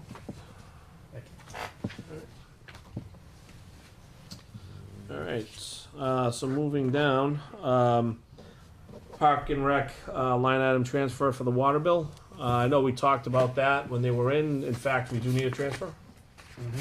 Yeah, it was 2018 FinCom. instead of 19. FinCom approved it the other yeah, night. FinCom approved it on last Wednesday night. They did, okay. Yes, it was just a bill, and they were gonna use funds from 19 to pay an 18 bill, and the accountant said no, so they had money to do a line item transfer, so it's out of their 18 budget. So it's Okay. just a line item transfer. I think you, like, essentially, Yeah. Yep. a You did. memo on Yep. it. Yep. All right. And that usually means you make a motion. I was gonna say, we do need a motion, right? Yeah, Mr. anytime. Chair, I it's a transfer. move that we approve the transfer request, which was approved by the Finance and Advisory Committee to pay a Park and Rec water bill from fiscal year 2018. Second? Okay, motion is second. Do we have any further discussion on this? No? Okay, if not, all those in favor? Aye. Aye. Aye. Opposed? Okay, passes. Okay, next on the agenda, let's see, let's sign this first. So we have, Chief Cudmore's contract is, coming due, this year. So just like we did for, Chief Mitchell, I'd like to ask that we put together, just that subcommittee, so that, Mike and I, and another member, can sit down and negotiate, the contract, with Chief Cudmore. I'd like Yes. to be, if I, Okay? be part of that, if you guys are okay with that. Fine with me. All right, so Steve would like any opposition for that? I've none to that, but And I will get to what you're gonna say, Gary. Okay. So believe me, I have it in my head. Don't worry about it. So with that being said, I don't think we need a motion for that. Are we okay with? Okay. So Steve will join me on that. I will set up that meeting with Mike. So Gary, go ahead. I know because I was gonna have the same question. I know that you weren't 1,000% happy with the way the process worked for Chief Mitchell's. So what I'd like to do is talk about the process with this contract negotiation and see how we would like to handle it so that everybody, I'll admit, I was happy with Chief Mitchell's, but I know everybody wasn't, so I want to make sure everybody is happy with how this negotiation goes. So Gary, why don't you start, because I know that you weren't happy with the way the last negotiation, I guess the final vote went. So how would you like to see it? Well, some of it may be the way we have to proceed now, due to, I don't know if it's changes in the open meeting law, or that we're doing some of it wrong. But, in the past, we'd meet more as a whole board, we'd have a feeling of what was going forward, then we would, yes, put a couple to work with Mike going forward, but they would come back to us. Yep. So that before we came to the meeting here to award it, Yep. we all sort of knew, this is where we're going. Okay. That's basically what I'd like to see. Rather than speak Yeah. about it in open session, as we did, that was the process the last time, as we came into open session for a discussion. So you would It's like to just a- see more an executive session to talk about what we have collectively kind of put together, for the contract. Well, Yes? if it can't be an executive session, it could be a workshop perhaps, so that going forward, yes, we all have an idea of what's going on up So here. it comes down to what we We've can. and can't handled do all in terms of open. negotiations actually like that. I mean, when we negotiate with the unions, it's sort of the same way. We've, at executive session, voted to finalize them. Then we come up here. I think it's more for the signing and things of that sort. Okay, so I will talk to Mike about that. Yeah. All right, because I have no problem with that. Yeah, I mean, no. it was just the way it happened last time, but whether we have, that session before we come up here is fine with me. Yeah, That's we're perfectly new fine. to many of these things. and things Anybody else change. have a thought on the process? I'm fine with that as well. Yeah. Doug, you okay with that? Yeah, I'm The all process? Okay, all right, so it's agreed, so myself, Steve, Mike will sit down with Chief Cudmore, we'll start that process. Along the same lines, gentlemen, our town administrator's contract also is up this year, so we have to discuss how we would like to move forward with that. I haven't been on this board, when the last contract was done, so I have to kind of get a little feel for the best way to do that. I don't know how, I think, I know, Gary, you were on the board. I was on You were on the board too? Okay. So you guys were on the board the last time. So maybe you can give us some insight how you guys did it when Mike's contract was up the last time. Sure. So how was that done? I'm looking for some feedback now. That's a question. That's a direct question. I mean, to executive- I think similar to executive. what you're talking about for the chief, it's just that we all had more involvement, you know. So I mean, so you were able to meet, say, an executive session or whatever, Yes, we- workshop or whatever You know, to discuss. yeah, it was executive We had sessions, executive but session on Yeah. I think okay. we've been given something since then that says that, I don't understand it, because it still is sort of a contract. Well, I think that was more on a review. Wasn't that, Perhaps it Steve? may, You said perhaps it that. may was be, the perhaps review. it That was may on be the more the review. review that I'm Yeah. thinking of, Yeah, okay, yeah. so. Yeah. So Yeah, what? because this would be a contract, and we, Yeah. to discuss, we'd need to be an executive session. I'll be honest, I think in some of them, Dave was the chair, and typically the chair would put together something, give us, we'd meet, we might have, similar to a review, had some ideas going forward, Mhm. what we wanted, get feedback from everybody, and so. Okay. So why don't I put that together? What I'd like to do is kind of tackle Chief Cudmore first. Okay, and then once we have agreed to a contract with Chief, we will then proceed to our town administrator. Okay, is that fair? Chair, if When I'm- was the contract up Yeah. for the chief? This fiscal year. Well, you just listen. Yeah. June 30th, Oh, it's June 30th, okay. Mr. Chair, For Mike, I it's don't- June also? yes. I'm sure I probably have a copy of Yeah. the contract, but could we each get a copy of the existing contract? Which one? Each of them Chief, probably. each of them. Or if you wanna start with the chief, just to keep it easier. Each of them. Okay. I'm sure I have it, but I just wanna make. Actually, Jay, would you be able to send that out? Do we have that that you can send out Yes. to everybody I could send it. for each person, please? Yeah. Thank you. All right. And gentlemen, lastly, there is one other thing. Actually, I missed the minutes on top. We'll get to the minutes in a second. What I omitted, from our agenda, and it's my fault. It hit me after we put it together. Was I wanted to have a follow-up discussion on our Parks and Rec group that came in, and some of the feedback that they gave.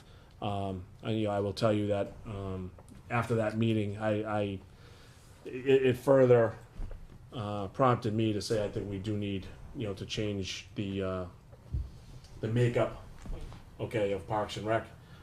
We heard Chairman Demento say that he thought it was even time that someone a little bit more involved with the group was in place to do a lot more than he has been able to do as he is a volunteer. The town has grown, the needs have grown, and I think it is time that we have a conversation about putting someone in place. And it doesn't have to be a full year, right? I mean, it's probably a spring, summer position, with the thought of maybe in that off time that they do a few things administratively, here and there. But we have a lot of big issues, with Parks and Rec that I feel really need addressing, and I just don't think that the makeup now will solve what we need done. So what I want to do is open it up for discussion, to get your thoughts on what was presented, some of the numbers that were presented, the whole laundry list of things that they feel like need to be done that they haven't been able to get to. So, Mr. Chair, are you talking about having a Park and Rec director, I am. but being a part-time employee? Correct. Yeah. So that was my question. I thought we were talking about the paid position, but not, Yep.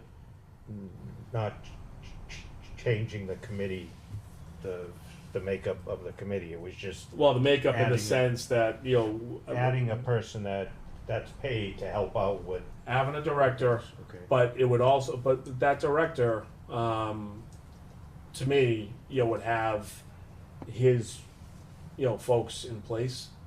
Because, some of the people, I've made it clear that I've talked to some people with the potential of, opening up to a director that are interested, and I already had a couple of those people say, yeah, I'd be interested, but I want my own crew, that kind of thing. Mr. Chair? Yep. Those are appointed positions, Mhm. and we can't be out hand-selecting people without making it available to the public first. Sure. That's all. Yeah, it can be available to the public. Again, I've had conversations with a few people I thought would be good fits, but certainly, anybody would be, available to, give a resume or, or whatever, sure, I have no problem with that. Well, I mean, So how are we even gonna to the fund point, it? even to the point of new members of the Park and Rec. Mhm. You know, Sure. I'd like to be able, for the community, to have the opportunity to work with the Park and Rec committee, work on the Park and Rec community, without any of us going around handpicking people. If that's what comes out, the way it works, but as long as it's been to the public, you know? Well, it's gonna have to be open to the public, but at the same time, I do want whoever the director is to feel comfortable that at the end of the day, Doug, things are getting done. And, you know, he or she, I should say, has to, I understand, but that person will be not have, confident. that person will not have appointment powers. no, but he or she can certainly recommend, highly recommend, you know, people, you know, for their staff, that they have confidence in, that know, you know, they're gonna get things done. And it could be current members of the Park and Rec. I'm not saying it can't be current members, because maybe they only have a couple of people, you know, that they wanna bring, you know, on board with them, but, Well, it's our responsibility as a board to vet the persons that may come forward Sure. to want to be volunteers. sure, no doubt. I wholeheartedly agree with that. So, If I could, go ahead, Steve. yeah. So, talking about the paid position, Mhm. right? So that I think we all, that's the one point, or the only point I think that I got out of the discussion, that it may be a good idea to see if we can find somebody to help this committee. I think the committee itself, I think they were saying that they were struggling to get members, right? Yeah. So, it maybe we put out there that there are openings for Park and Rec, you know, if people wanna come in. But in terms of the paid position though, do we have an idea how we're gonna fund it, or Not is yet. that the discussion? Yeah, it's a discussion. You know, number one, we have to identify. I asked them. You know, I had asked them for the budget because I wanted to understand where they were on the money side, Okay. and then we also have to figure out what that money looks like, right? So number one, what the town can afford, but also number two, what's going to entice someone, you know, to say, yeah, you know, I want to take this on, because I do feel that whoever does take this on, it's a seasonal thing. I think someone who takes on has the ability to work a summer in the spring to put some time and effort and get some things accomplished. So I want to make sure, you know, that whatever money we throw at the position is ample enough to draw someone good, okay, to get these things done. So it's just a conversation, you know, that we have to have and identify duties. We have to identify, you know, things on the importance scale of what needs to be done, Right. and you know, kind of go from there. Yeah, I don't have any problem with that. Talking about a paid position, I think we probably should, you know, should get some help from, maybe from the Park and Rec, right, to tell us what, you know, what the duties are and all that. Well, that they did, you know, at that last meeting. Well, they gave us the specs on that. Well, they gave us, you know, I mean, a lot of it was, you know, over at, you know, ALP, you know, in terms of getting the beach ready. Okay. Those cuttings, you know, that Yeah. they did, you know, ordering, you know, materials, you know, for, you know, the parks and, you know, things of that nature, so.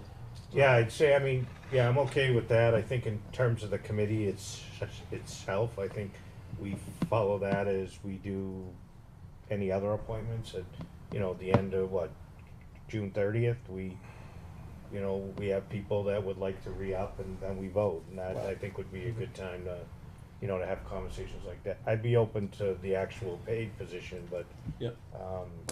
to talk about that, but not to talk about the current committee and whether people should be on it or not, if that's what the intention is, I don't know. I mean, it's. I think the director is first and foremost, and then after that, you know, you're right. I mean, you know, we have appointments till June 30th, and then we can figure it out from there. And anybody who comes in as director will have to know that we do have appointments until that time. Gotcha.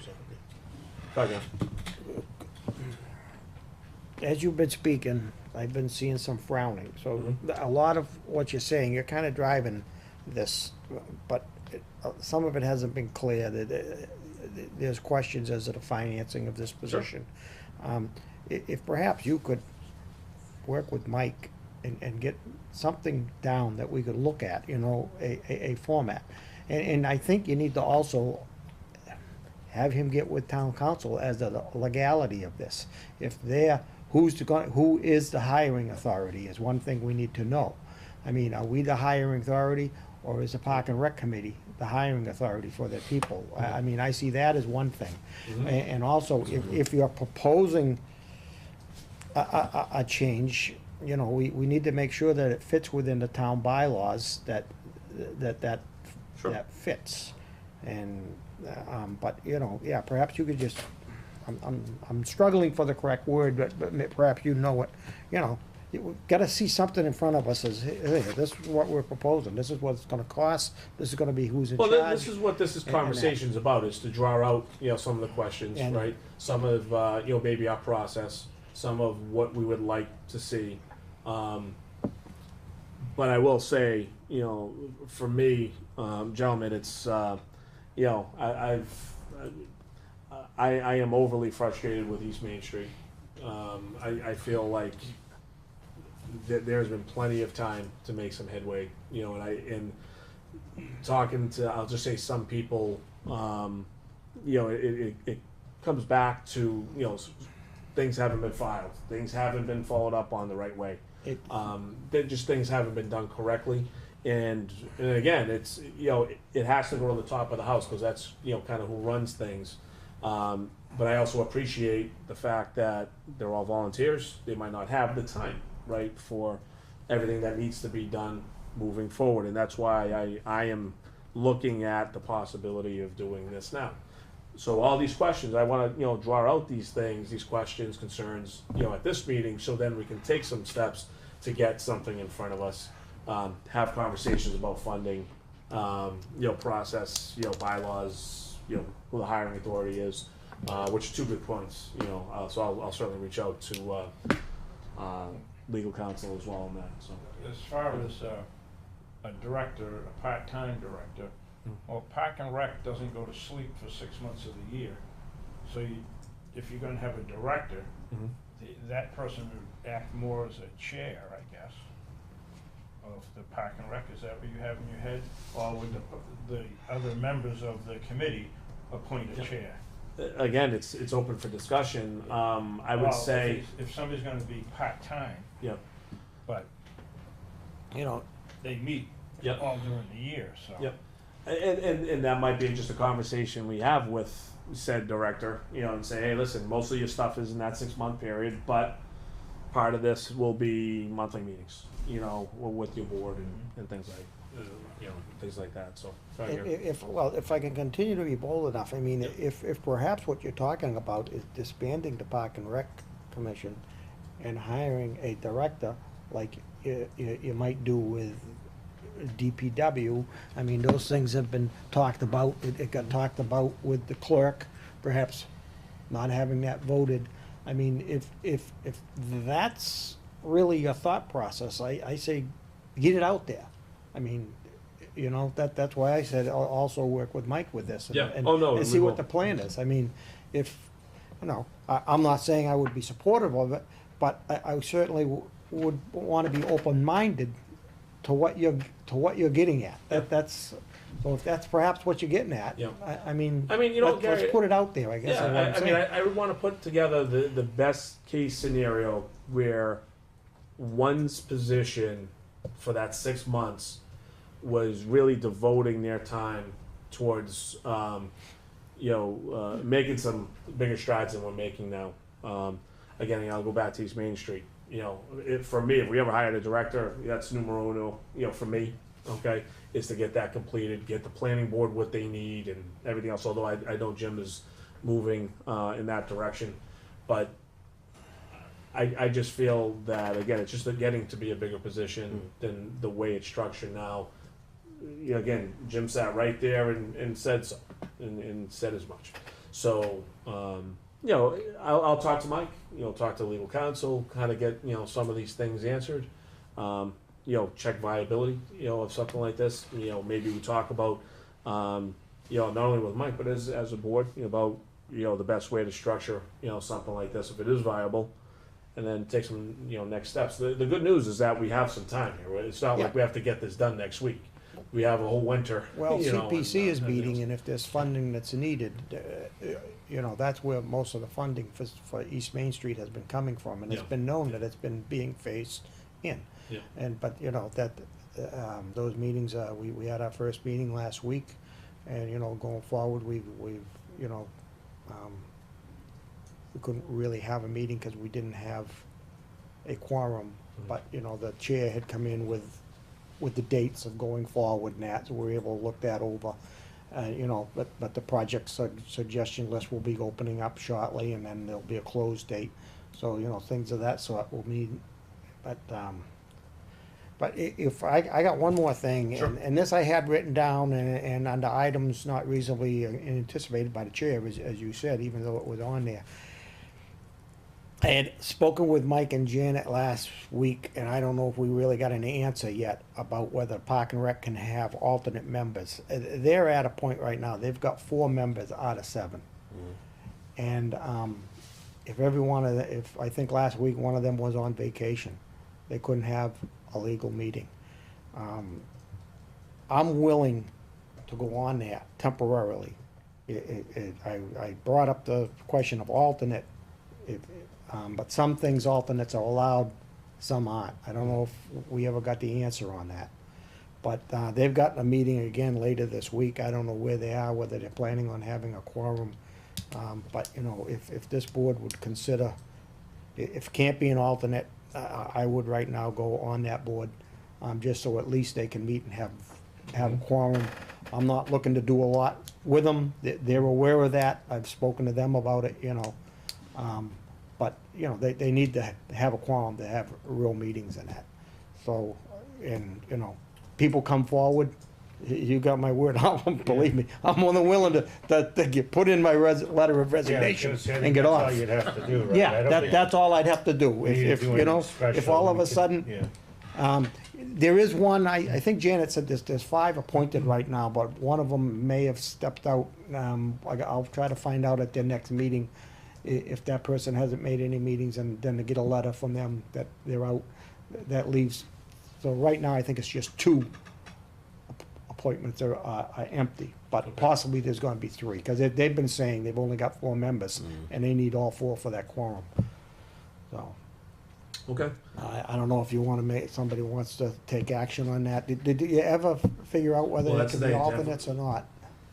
I don't know if Mike, I think he was gonna ask town council, and I don't know. Yeah, So we'll have to wait till next meeting because we have to make sure we're okay with that, right? Usually an alternate Like- though is. I could, have well, one I can go Like I on as a said, regular meeting if you want, and I just, You can go on as a regular member for the year term, and then you just resign like I say, prior to. if 2 people step forward next Yeah. week and wanna go on there, I'm happy to say, hey, So, I mean, if you wanna appoint me as a regular member, we could do that, and I could get that signed tomorrow, and I think their meeting is on Wednesday. But So you're all set with that? I'm okay with doing that, yeah. I mean, I wanna see, I've been trying to make some of their meetings to have a better understanding of what's going on, and, you did say that I, felt that I might be a good in-between, and to keep the board informed with how things are going on, and I could keep them informed with what's happening here. Well, and you hit on it more than anything, to have, kind of like liaison, as Yeah. a member. I'm certainly good with Yeah, that. I'm fair with Mr. that. Chair, may I make a motion? Certainly. Mr. Chair, I move that we appoint Selectman Gary Fowler as a member of the Park and Recreation Committee, term to expire June 30, 2019. Second. Okay, we have a motion and a second. Any further discussion on that? Okay, if not, all those in favor? Aye. Aye. I'll abstain.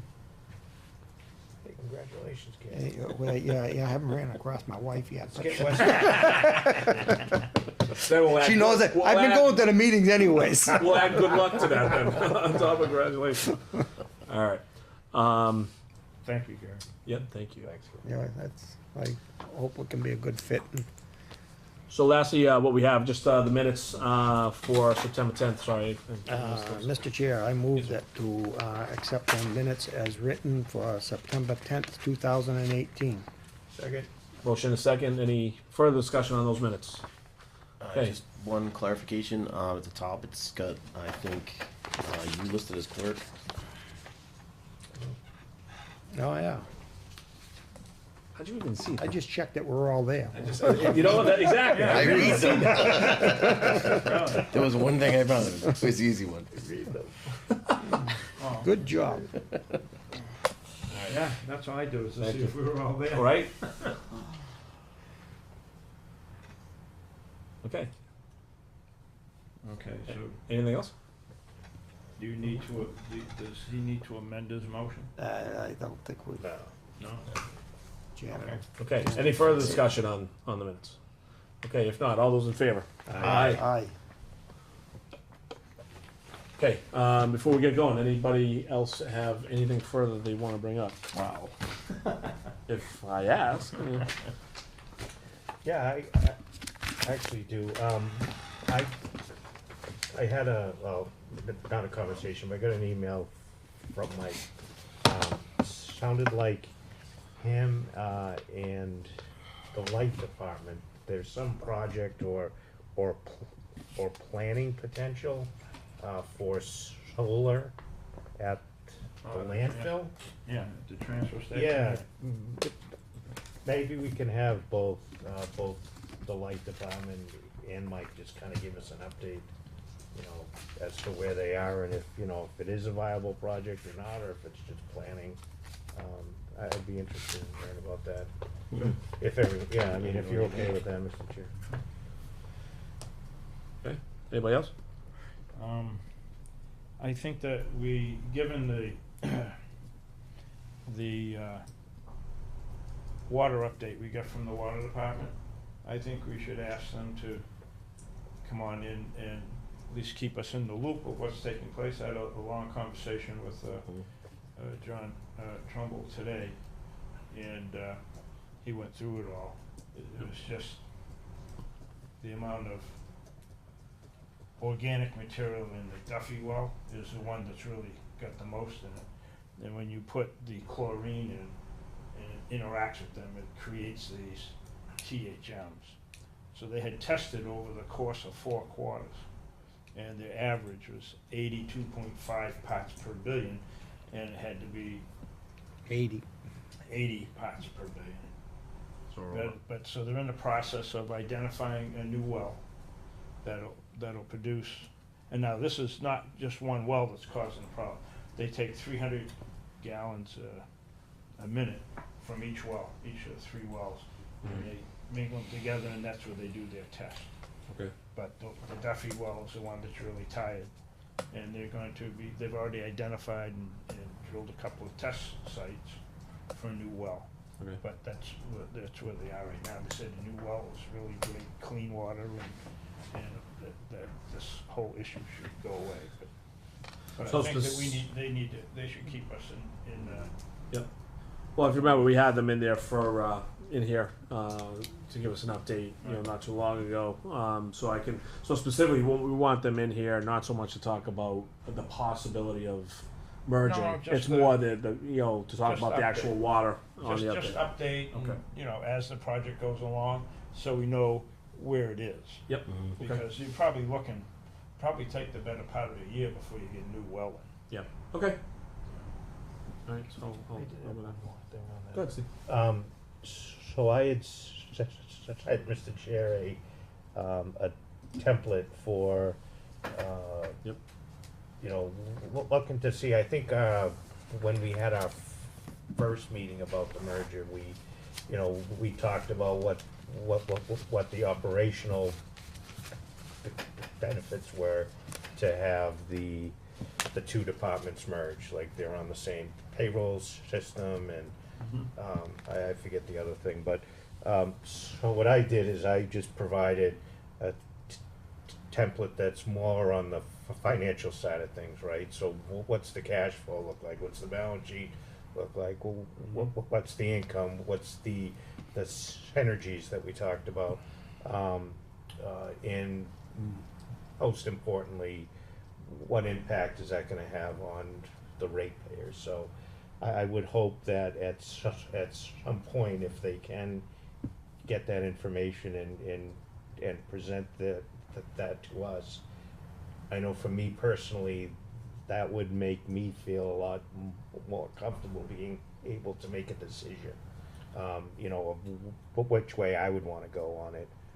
But just, you know, the idea that the payroll's the same, that's, to me, that's not a compelling argument to merge.